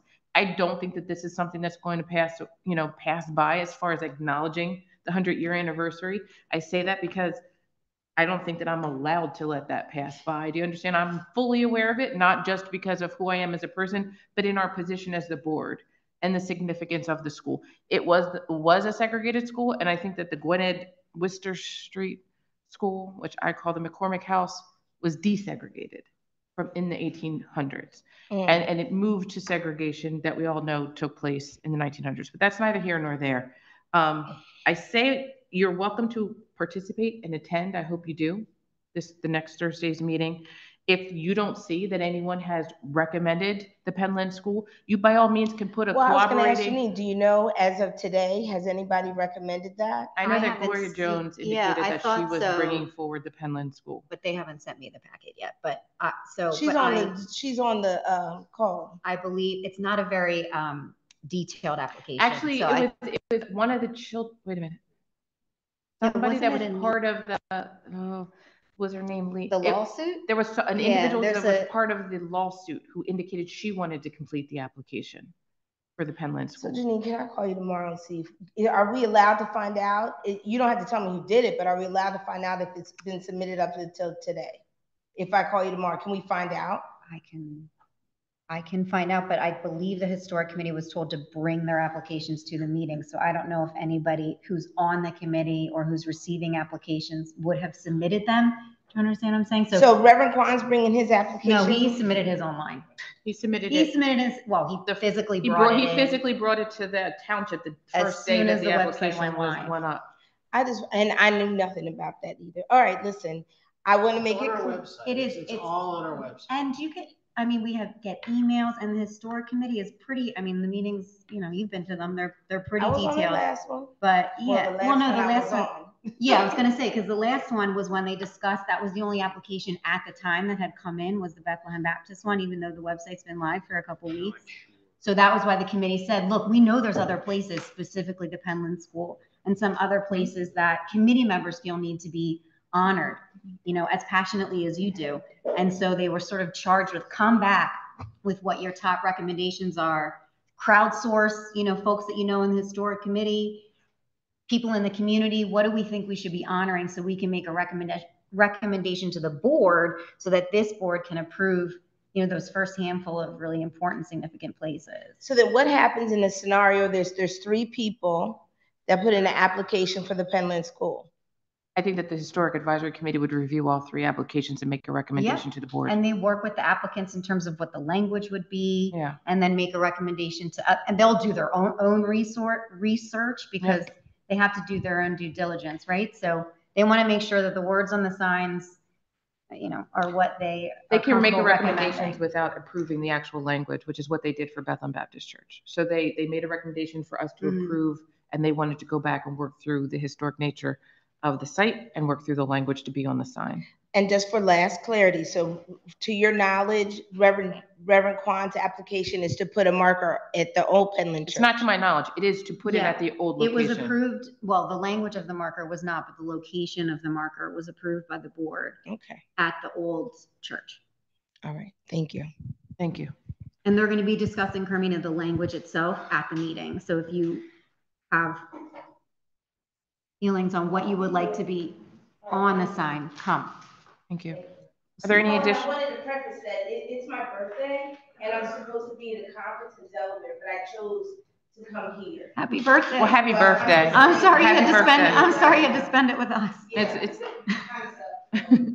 happy birthday. Happy birthday. Are there any additional comments from any items not on the agenda?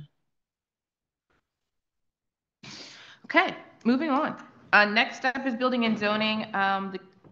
The first item has been removed from the agenda and the application has been withdrawn. Do we need to vote in any capacity? No. Okay. Next up is the public hearing for conditional use application for stormwater management facilities in the wetlands or buffer area of 727 Norristown Road. I'm going to turn it over to our solicitor. Thank you. This is a public hearing to consider the conditional use application of 727 Norristown Road LP, represented by Mr. Weiner, I see, for the property known as the Springhouse Innovation Park, located at 727 Norristown Road, located in the D1 Special Use Zoning District.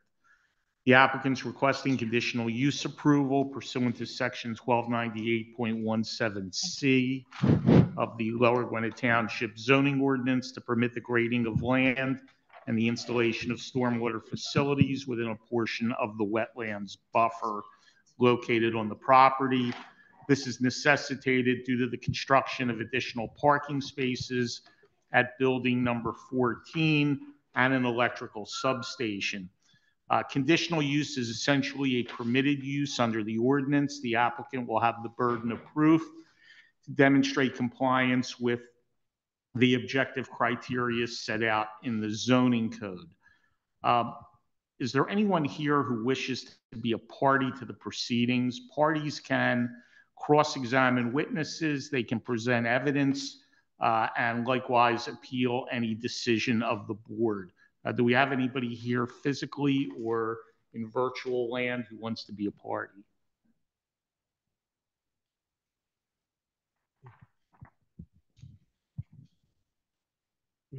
Sounds like not. Nobody wants to be a party right now. So at this point, I'll ask the applicant to make a brief presentation. I have to introduce some township exhibits first. Exhibit T1, the application and a letter from the applicant's counsel dated August 17, 2023. Exhibit T2 is the notice of hearing. Exhibit T3, proofs of publication. Exhibit T4, the review letter of the township engineer of August 11, 2023. Exhibit T5, the review letter of the township transportation consultant dated August 11, 2023. The Montgomery County Planning Commission's letter of July 27, 2023 is Exhibit T6. Exhibit T7, the Township Fire Marshal review letter of August 10, 2023. And Exhibit T8, the meeting minutes of the Lower Gwinnett Township Planning Commission meeting of August 16, 2023, in which this application was reviewed. Mr. Weiner, being that there are no parties to the proceeding, I'll leave it up to you, but you may want to consider proceeding by way of offer of proof. I'd be happy to do that. Thank you, Mr. Stein.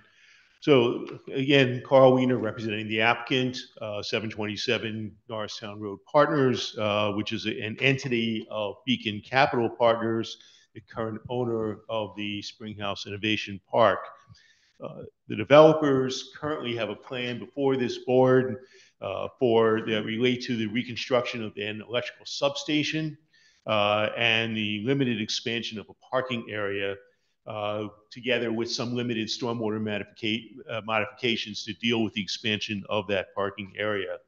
The focus of this conditional use application is even more narrow, and that is a conditional use simply for the installation of a stormwater pipe extending from the new parking area into the wetland buffer area. Not wetlands itself, but the wetland buffer, which is a 25-foot perimeter around the wetland area. We have our engineer who has designed this project.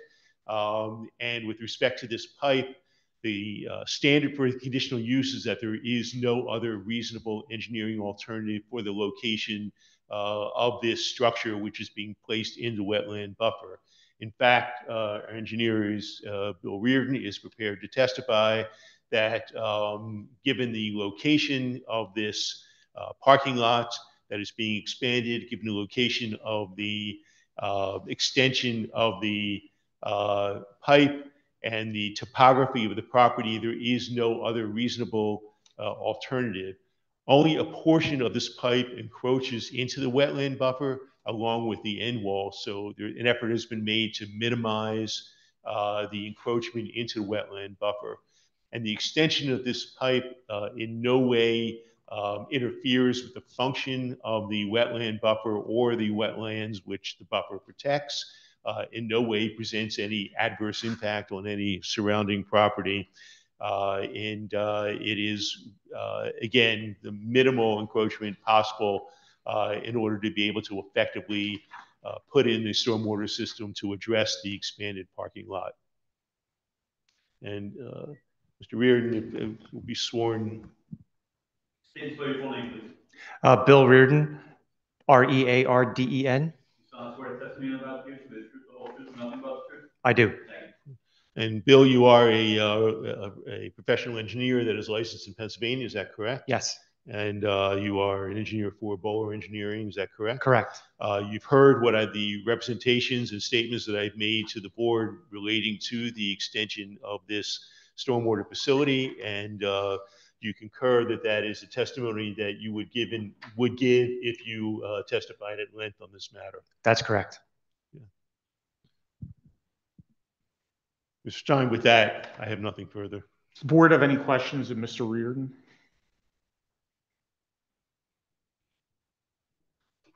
None. It appears that there are no questions. I would say, unless you have any other witnesses, we can ask if anyone in the audience wishes to comment on the application. Certainly not in this room.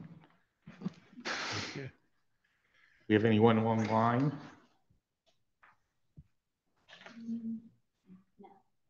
No. Wish to move your exhibits into evidence? Yes, I do. Exhibits. My booklet provides exhibits A1 through A5, which is Mr. Reardon's CV, along with plans showing the location of the extension of the parking area, the renovation of the electrical substation, and the stormwater pipe that is proposed to be installed. And I move for the admission of those exhibits. Very good. And I would ask the board if it wishes to take action in the form of a motion to have the solicitor prepare a draft decision. I'd like to make a motion to authorize the solicitor to prepare a draft decision. Second. All those in favor? Aye. Aye. Then we will close the hearing. Thank you. Thank you. Okay. So proceeding with the land development aspect of this application, again, I have with me, I've introduced Mr. Reardon, who is our project engineer. We also have Jason Rasco, representative of Beacon Capital Partners, Dan Fuchs, who is Cushman and Wakefield, the owner's representative. To give you context of what we are proposing, because I've given you a very short overview, we do have a presentation for you. I'm going to ask Jason Rasco to go through some of the slides that we have submitted and give you some explanation of the background of what is being proposed on this limited project.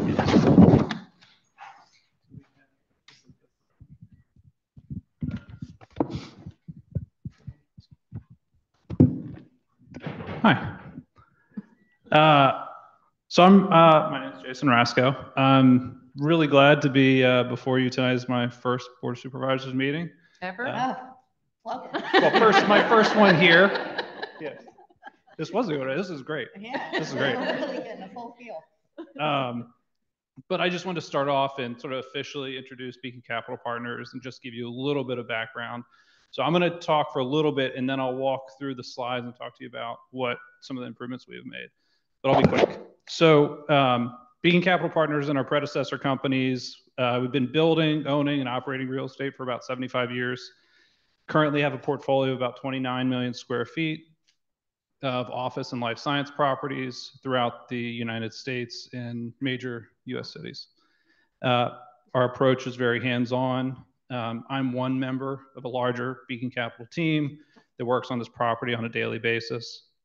And while we use the best third-party teams, of which Dan is a member of the Cushman & Wakefield team, we like to say we fly very low. So we're very involved in the daily operations of the property. I think as most of you know, Beacon came into the property just a couple years ago, but really only assumed full ownership and control at the very end of last year. So what brought us to the property originally is we really liked the potential that we saw. What was started here got our attention. We liked what it could be and what it could grow into. And frankly, I think the Lower Gwinnett community is a significant contributor to what the property can be. I think there was a very good demonstration of the community tonight, which I loved. I love seeing all the community input. We're going to be here a while in this community, and from my perspective, it's really important for us to be a positive contributor to the community. You may or may not have seen us do things like sponsoring the Fall Fest last year, sponsoring again this year. We hosted the Touch of Truck event at our Sumneytown property earlier this year, hosted a 5K run at the Sumneytown property last year. I think we're going to host that same run again this year.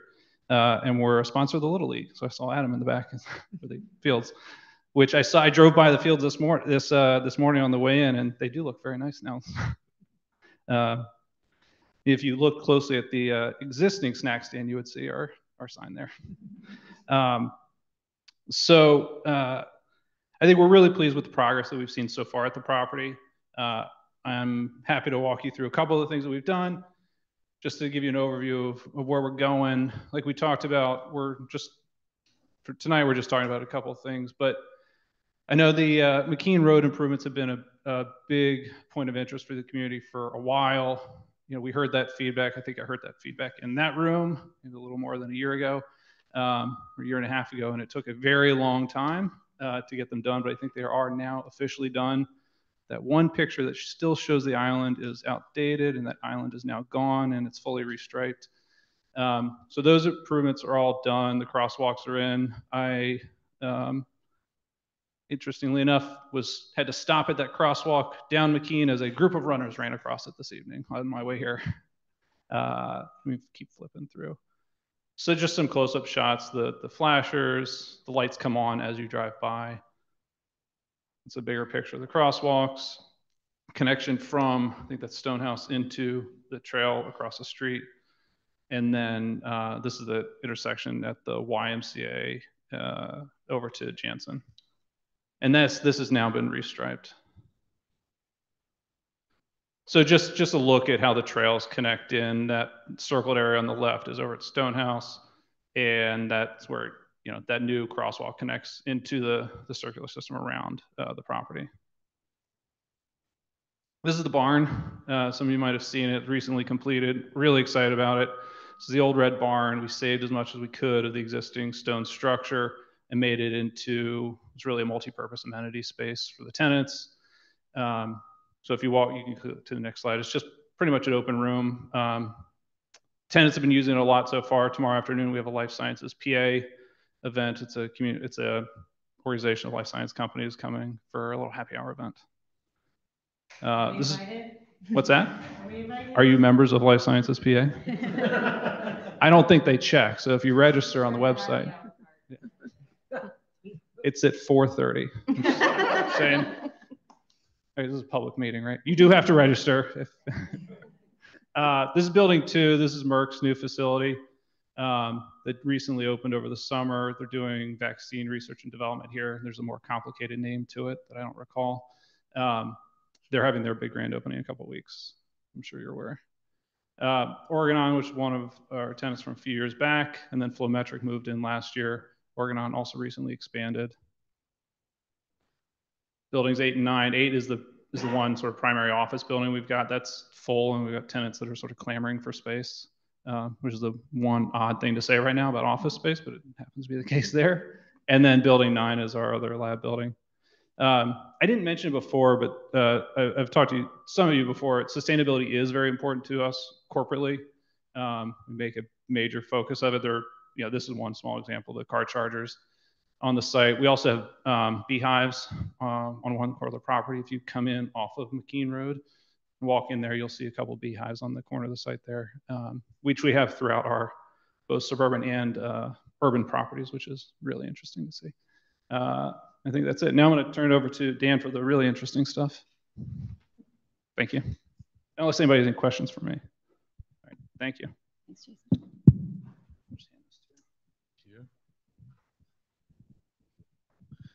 Good evening. Good to see you all again. So there's been a lot of progress at CHIP, and the subject of this application tonight allows us to sort of move forward with some more great progress at the campus. This application really has two aspects to it. One is the ability to build and bring new energy, new power to the campus through redundant electricity that PECO is providing to the campus, and also to replace the antiquated electrical infrastructure that is there now. We have about 60-year-old infrastructure, old substation that we are intending to replace with new, and also to bring a secondary feed, similar to what Janssen and other life science campuses have throughout the Philadelphia area, in order to provide our tenants with the ability to have redundant power. As we all know, in this area of Montgomery County, we do lose power quite often, and this would allow us to help mitigate that impact to our tenants who are doing vital research and development on, like you heard from Merck, doing vaccine research, and other tenants doing similar research. And so this is the overall CHIP campus. The red box there that you saw was the limited area of what this project entails. So two things. One is on the right, the new electrical substation, which is an approximately 6,500 square foot building with about a 1,500 square foot exterior yard, and then related landscaping, grading, and retaining wall around the building. And then on the left is the expansion of parking for building 14, and building 14 currently is undergoing renovation. We are redoing the core and shell, reskinning the building. If you could advance, sorry. We are reskinning building 14 to make it into a modern life science office and laboratory building similar to other ones on campus. Again, this is the landscape plan, but again, on the right side shows you where the location of the new substation is. On the left is the new parking lot, and what you can see here is underground detention, which Bill Reardon will talk about, which will be underneath the parking and will help to compensate for some of the stormwater runoff that will be generated by the additional impervious. So this is the old existing substation on campus. It's quite beautiful. We are going to miss it when we tear it down, hopefully next year, and replace it with the new substation, which will be, again, in an enclosed building with a yard that will support the infrastructure. This is not visible from McKean Road or from Norristown Road, really, or from 309, all interior to the campus. So no visual impact on the community. And then we get to building 14. So the second part of this application is the addition of 34 new parking spaces to support the redevelopment of building 14. This is what building 14 looked like before we demolished the exterior and gutted the interior of the building. And the next slide will show you what the facade is intended to look like. This is our goal is to have a LEED certified building here. Again, incorporating the existing stone on the building as we have done throughout the campus, but bringing new materials, glass, metal panel, and a modern facade. And then on the inside of the building, we will have, again, nice two-story lobbies, common areas that will really draw in new tenants to the campus and to the community. So in addition to the two formal aspects of this application, one thing that we did submit is a tree replacement plan. So during the construction of the infrastructure from McKean Road to the new substation area, some trees, mature trees were cut down. There were about 5 or 6 mature trees, which totaled less than 120 caliper inches of tree. And what we have done is, in conjunction with Gilmore's request of us, is to propose a replacement tree program, which we are prepared to do as soon as this fall. And it totals 48 new trees that we will place along McKean Road to grove areas that currently have some visibility into the campus. So on the left is our entrance from McKean Road into Ship. And you can see that we have groved some trees to block visibility, ultimately, as these trees mature, kind of from the northwest, looking into the campus. And then along McKean Road on the right side, we are supplementing the buffer there, particularly where the entrances to Springhouse Farm are, so that as you drive out of Springhouse Farm or as you have houses on either street, there's additional buffering that will happen. And these trees are being planted now, and in the future, as they mature, they will even block more visibility into the campus. And these are the 5 species of trees that we are proposing. Again, at maturity, they will vary in height from 12 to 40 feet, and in coverage from roughly 12 to 60 feet, potentially wide. And again, there'll be 48 trees. Yes, I'm sorry, native species as well, yes.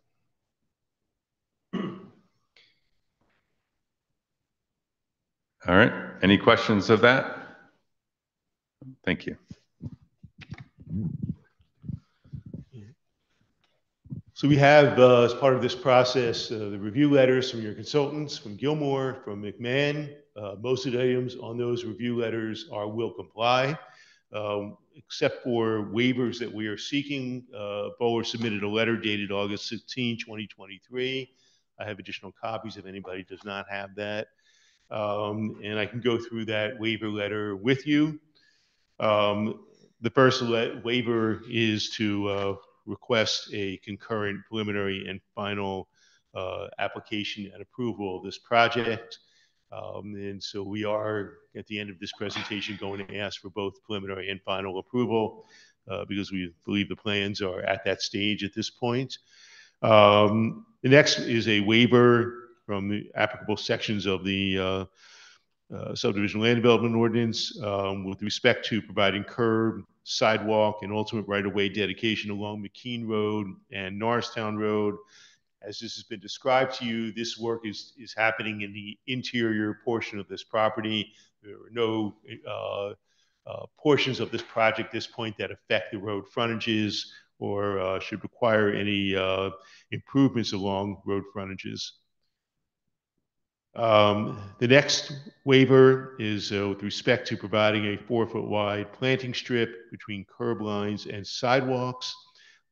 Internally, what we have done is provided a 6-foot wide sidewalk, which provides sufficient area for pedestrian access without having a vehicle overhang. So typically the purpose of the planting strip is to, if vehicles are overhanging, to allow room for the sidewalk to be behind it, so there's no conflict between the vehicles and the and pedestrians. We have provided a 6-foot wide sidewalk, which again accounts for potential vehicle overhang and allows for pedestrian access.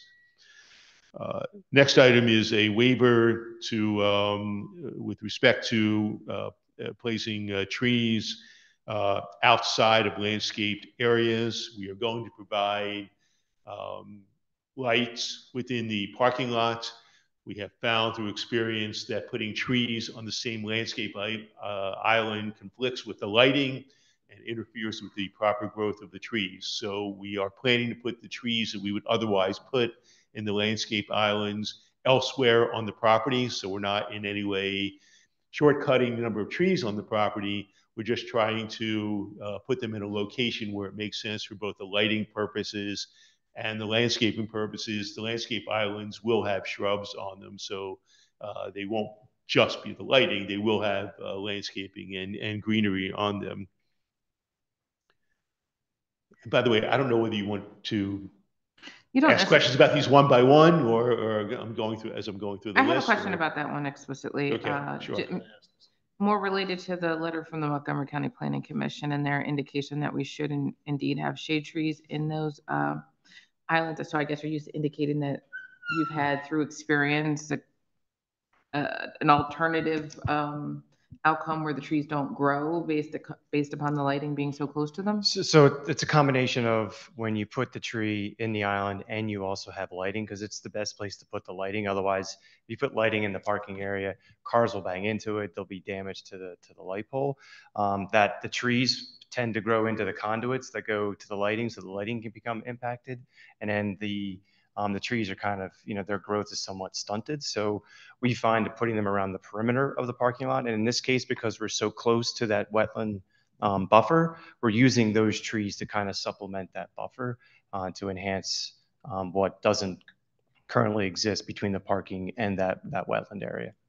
So in the review comments, they indicated that based on the lighting plan, there appeared to be sufficient lighting around the parking lot, and they actually recommended that the light poles be placed towards the end of the landscape island in order to create the necessary room for the large shade tree. So you're saying, it sounds like what you're saying you're going to do. No, they're not putting it in the island. What Monco wants to do is put it in the island. Yeah. Right. These guys are saying, we're not putting it in the island, we're putting it on the outside of the parking area, right up against the buffer to the wetlands. But what Monco said is there's enough light that they don't have to put the lights within the island. So we kind of respectfully disagree with the County Planning Commission in that. So you don't think that there's enough light within the? So the way that the lights are laid out now and the way that the parking lot is lit is what we feel is most appropriate for that parking lot.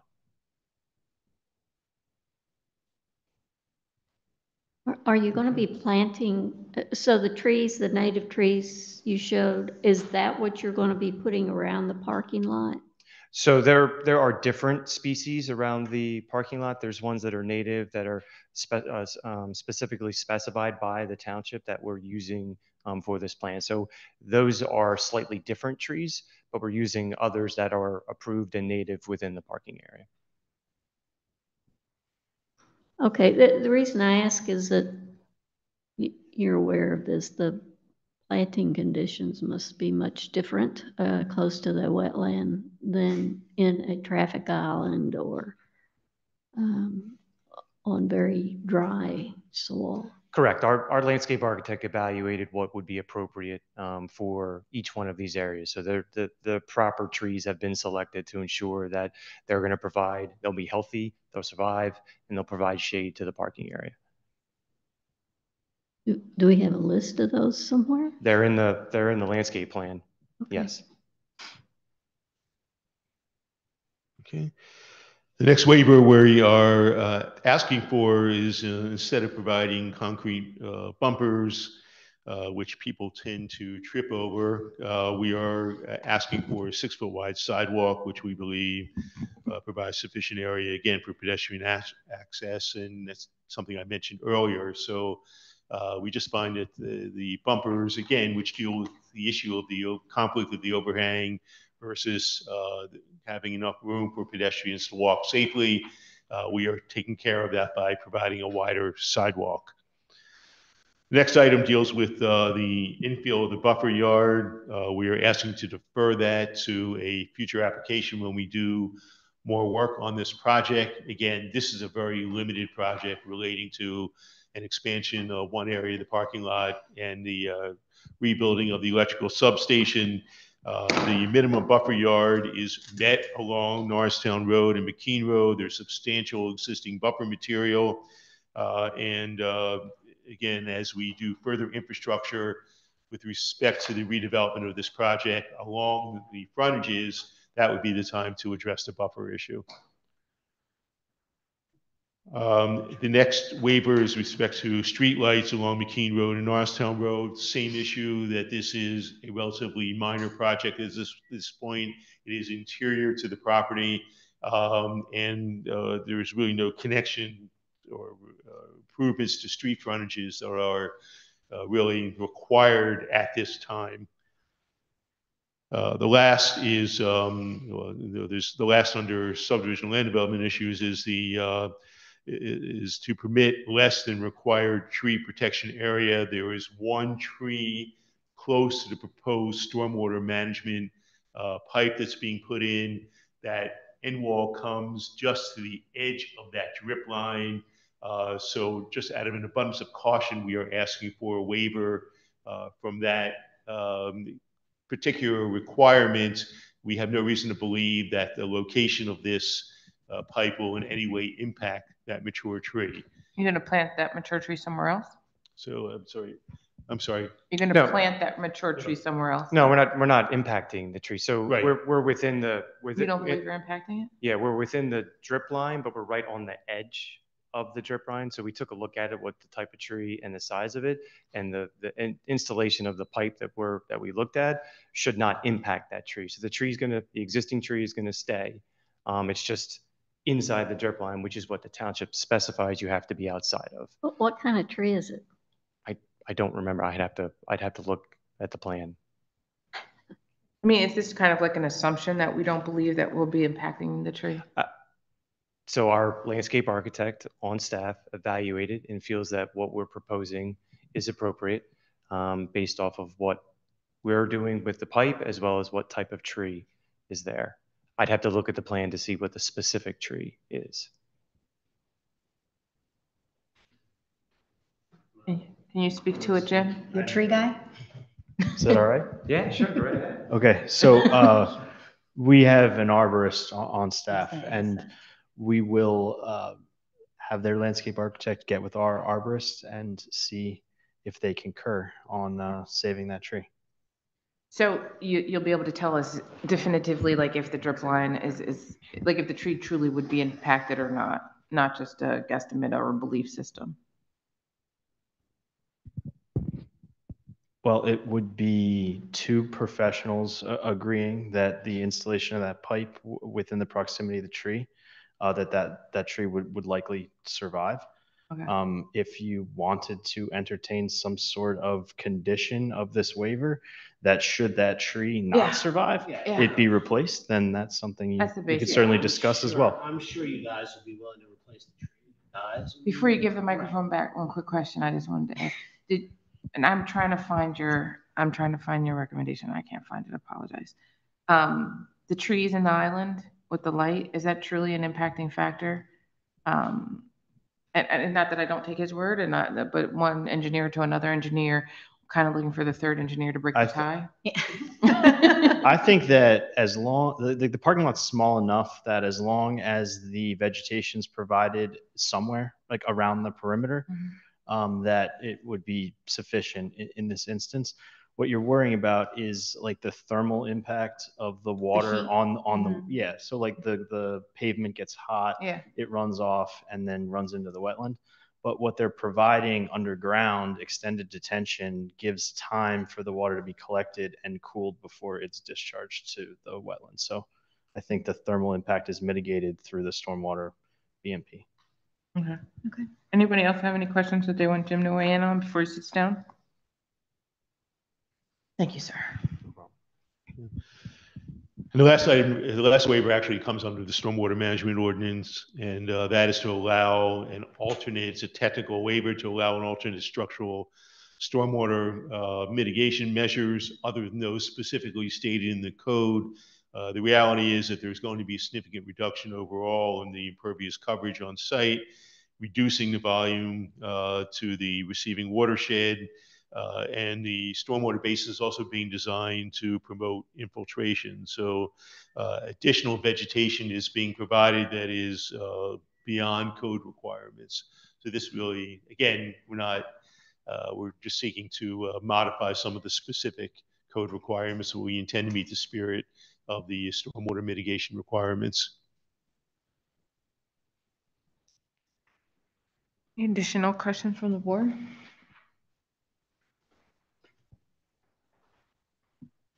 Any questions from anybody? Any of the public? Anybody online? I'm sorry, I didn't hear that. Oh, I was saying any questions for anybody online or anybody? Okay, sorry. You have a question, Chad? Not a question, just. I was going to say you can come up and ask your question. I just wanted to state your name and your address.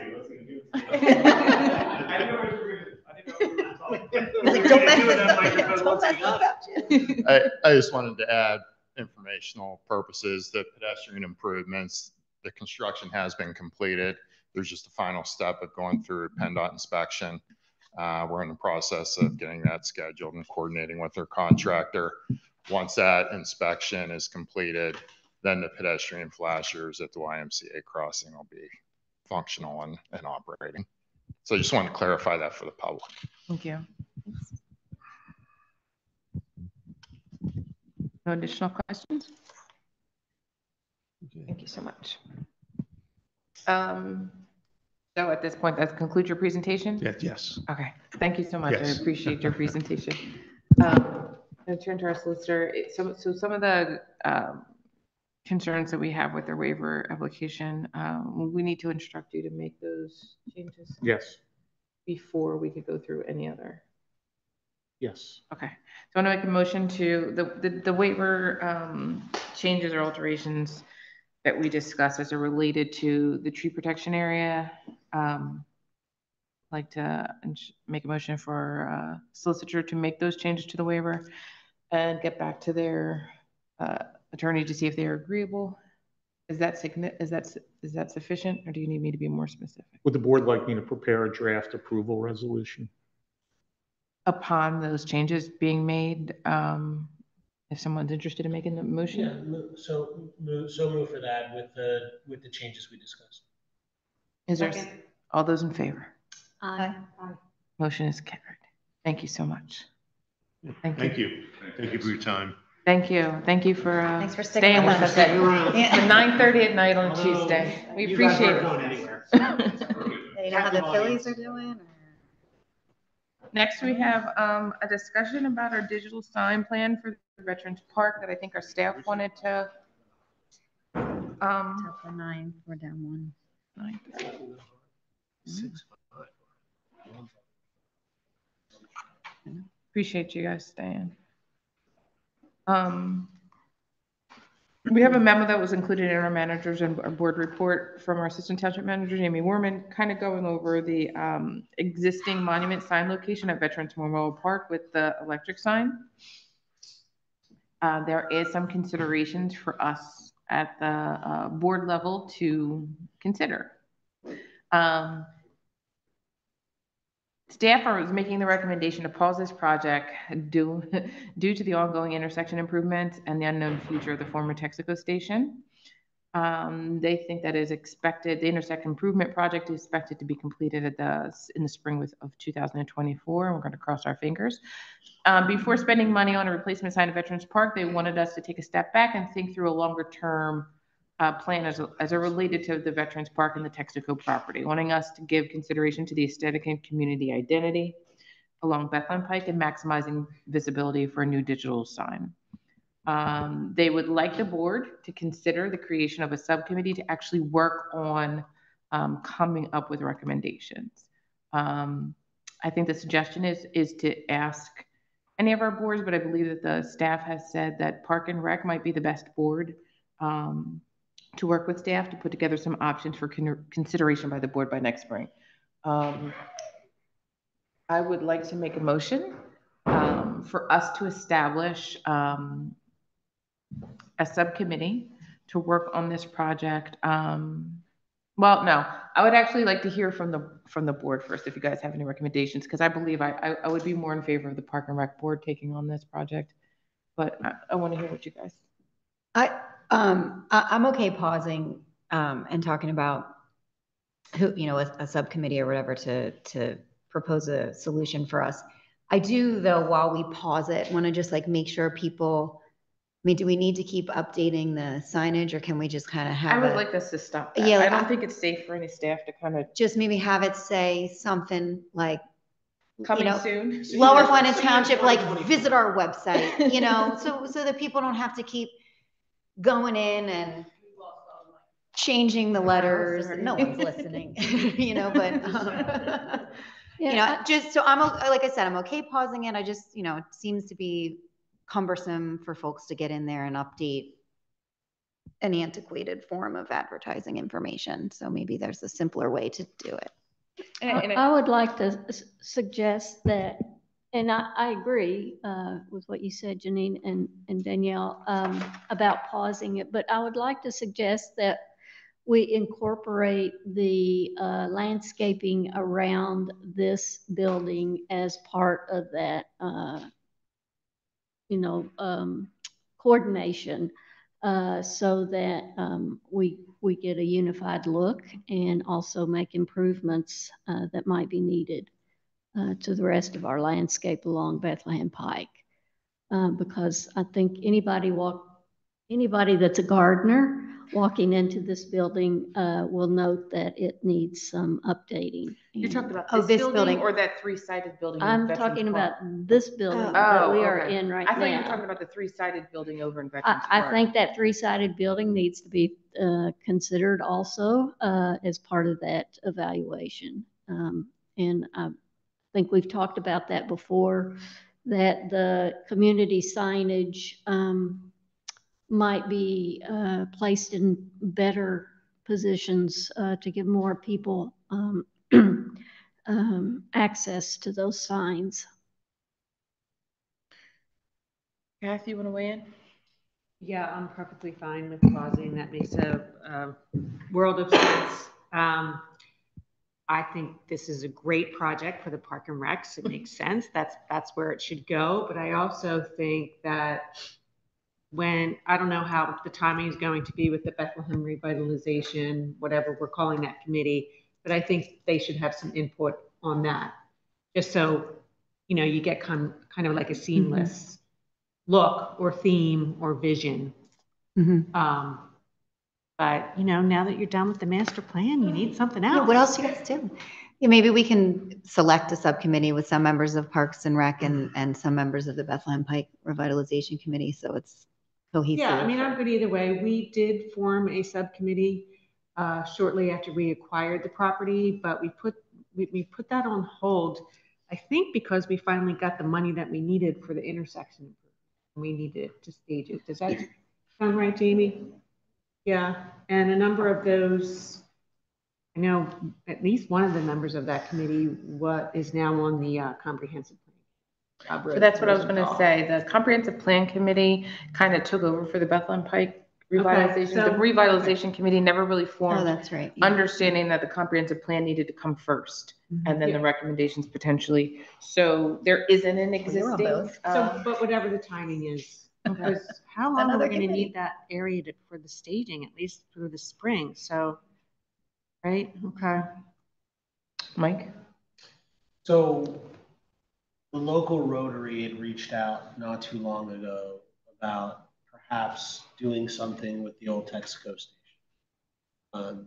Either expanding, enhancing, doing something with regard to Veterans Park. So I think putting this on hold now makes sense. I'm hugely in favor of the digital sign at the Veterans Park. I think I agree with Janine. Somebody going out there to redo it all the time is silly, and it's not current at all. And it's a good location because it hits Bethlehem Pike and Penn and Bluebell Pike. So it's a nice little spot. But yeah, it doesn't make sense to do much now until we can get that Texaco property back. Is there any way we can secure it in the meantime? Because it's a bit of an attractive nuisance, especially with the bar patrons coming out. And I'll say, I know we had this conversation before, and when I drove here today, I had this thought. I was under the impression, and maybe mistakenly, that they were using a very small area of the Texaco station, and they were going to fence it. That hasn't happened, and they're using the entire property. So maybe I misunderstood when we talked about this originally, because I know I raised this originally. No, I we think saw I visuals. used that word, attractive nuisance, that term. And that's what it is. And there's no safety precautions at all that the contractors have taken. None. I mean, it's literally just, if I was a kid and I wanted to go play, I'd be right over there crawling around in those big concrete tunnel things. So it worries me. It does worry me. And I don't think this is what we talked about originally. We'll talk to JD tomorrow. Go ahead. Yeah, that's a good point. The attractive nuisance that I was referring to, excuse me, I guess I wasn't clear, was the existing 3-sided spring house. That Oh, yeah. I think it's being disrespected in many different ways. And Oh, you won't have to deal with it if we're not changing the signage out there. But I don't know if there's some way that we can deter these patrons from Springhouse Tavern are coming over, and I think people are using it in unsavory ways, following their If we have departure from restrooms in our Springhouse. parks, yeah. Springhouse Tavern, they go there. Yeah. Really? Yeah. I think they've made their own. I mean, I don't know if that's in fact true, but that seems like the logical place where they would be coming from. So maybe we can look into seeing what we can do there as well. Yeah, putting it on hold, I think makes sense. I just don't want it to like deteriorate in more than it already is. It's already a bit of a eyesore. Or we could just take it down. That's what I was going to say. So I agree with putting it on hold. I kind of think that the Park and Rec would make the most sense. But is there a way that we could expedite removing that 3-sided building potentially, since there's no way to secure it and it's not having pleasant interactions with the community? I don't think it'll survive a move. No, I don't mean move it. I mean tear it down. Yeah. But I'm saying removing it. Removing the nuisance. Say the Yeah. word. Maybe someone would like I mean, it's not, there's no significance, right? It was. Is that the one thing in the township that's not historic?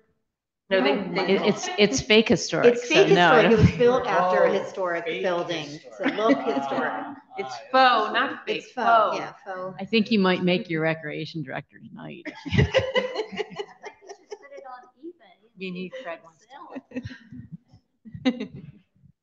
Removing the building, the only hang up there is the electric for the park goes into that building. The electric service is through it. So we would need to either move the electric service or leave that part of the building standing. But tearing it down is not an issue. It's just the electric that's there. Okay. Gotcha. Okay. Is there any way to prevent people from utilizing it inappropriately? Like a fencing or something?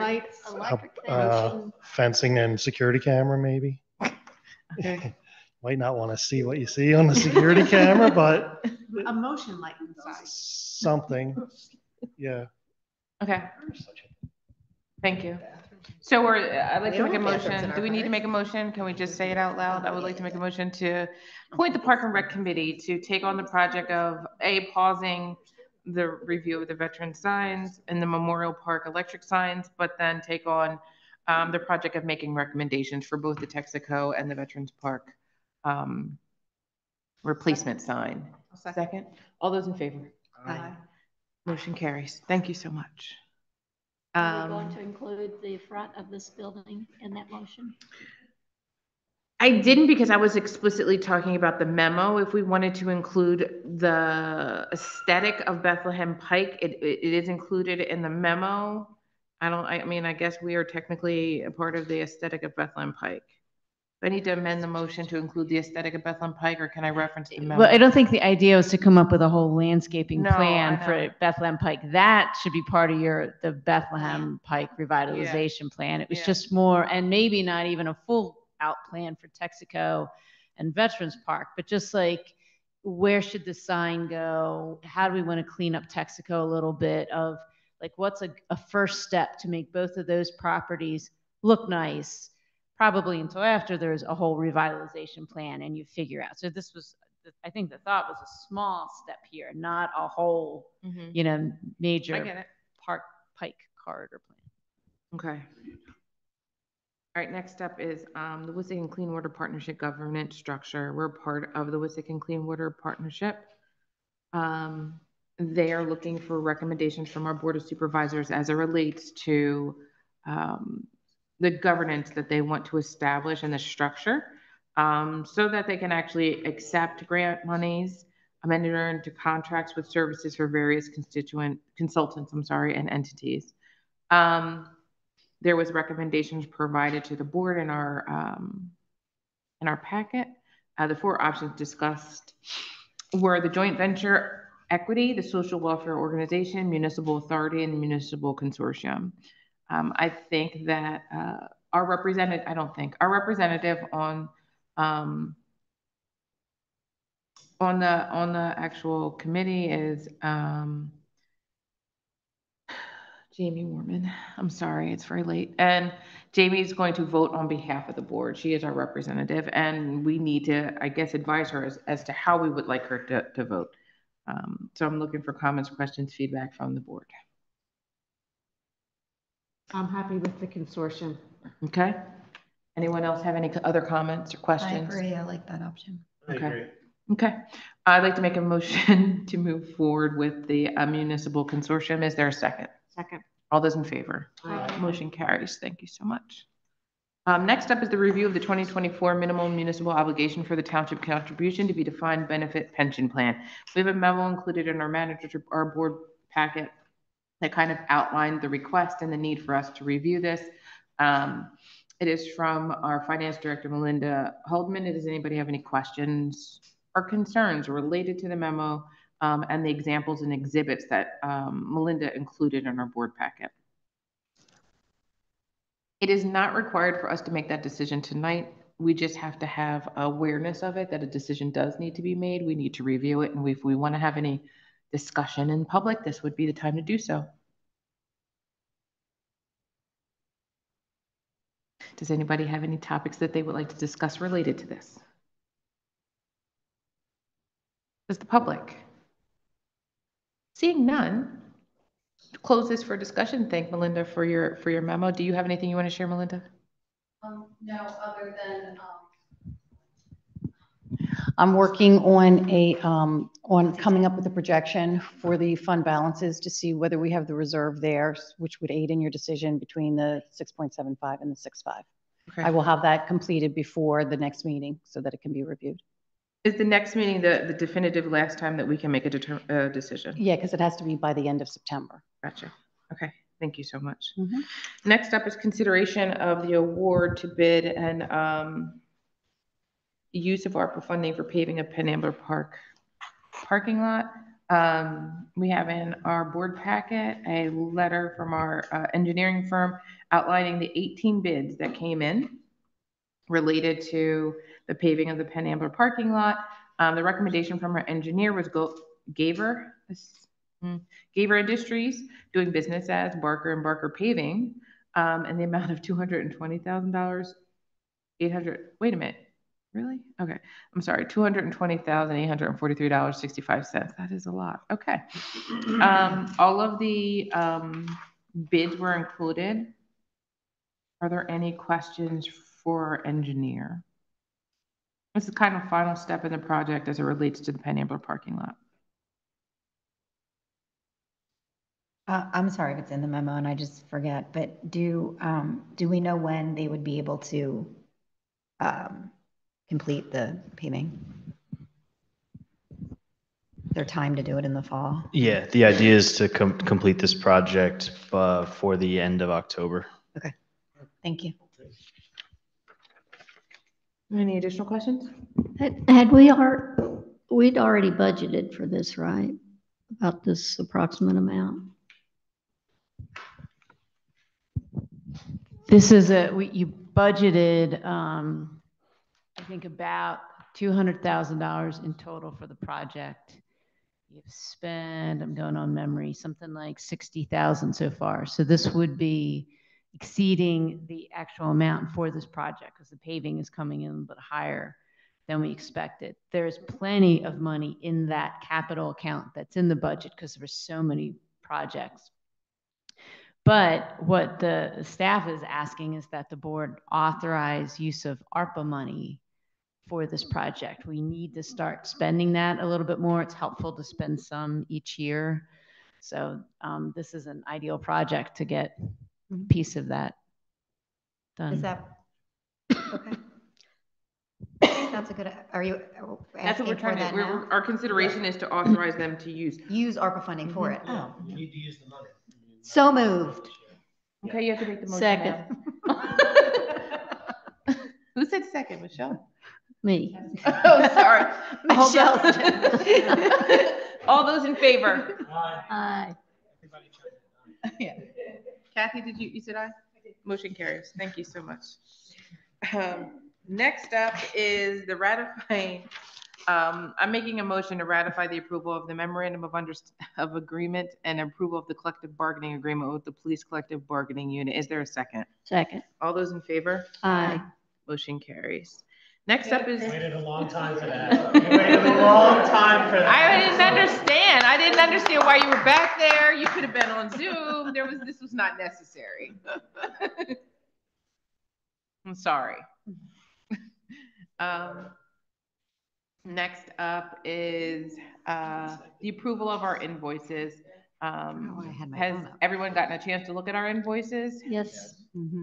Are there any questions or concerns? With that, I'd like to make a motion to approve the invoice. Second. All those in favor? Aye. Motion carries. Next up is the approval of the minutes. Has everyone gotten a chance to look at the August 22nd minutes? Yes. Are there any questions, concerns? No. I'd like to make a motion to approve the minutes from the August 22nd, 2023 meeting. Is there a second? Second. All those in favor? Aye. Did you guys say aye? Yes. Okay. Yes. Motion All for carries. it. Are there any questions about the volunteer commission meeting highlights? They were included in your board packet. You really shouldn't have any questions. Are there any questions? Seeing none, we're going to go on to staff updates. Are there any staff updates? Okay. Next up, supervisor comments. Tessie, it's you. Tessie. Come on, Tessie. I would just like to thank our engineers and the Park and Rec Committee for putting together the lovely plans presented tonight. I know a lot, and Sandy, I know a lot of work, and Kathy, went into those, and there's a lot of great discussions, so that's food for thought going forward. But thank you for your dedication and pulling this together. So that's all. Thank you. Thank you, Tessie. Kath? Second that, and good night, everybody. Janine? I third that. Thank you to Kathy and Sandy and Jim and everybody. I'm really excited about the plans and all of your hard work, so I appreciate it. Also, just in light of September 11th, I just wanted to thank our servicemen, our heroes, our police, our fire, everybody. Always sort of brings me back to be grateful for you all. And that's it. Good night. Mike? No, I just echo everybody's comments. Thank you. I'd like to echo everybody's comments. I want to remind everybody that probably before we meet next, we're going to have our Fall Festival. Oh, yeah, right. Fall Festival. On September 23rd. But everything that everyone said tonight from this board, I also agree with. I'd like to make a motion to adjourn. Is there a second? Second. All those in favor? Aye. Meeting is Oh, adjourned. one more Thank thing.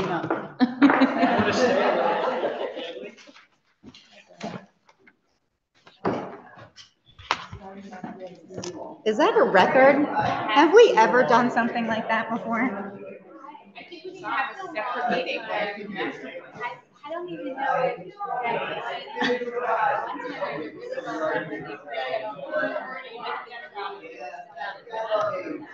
No.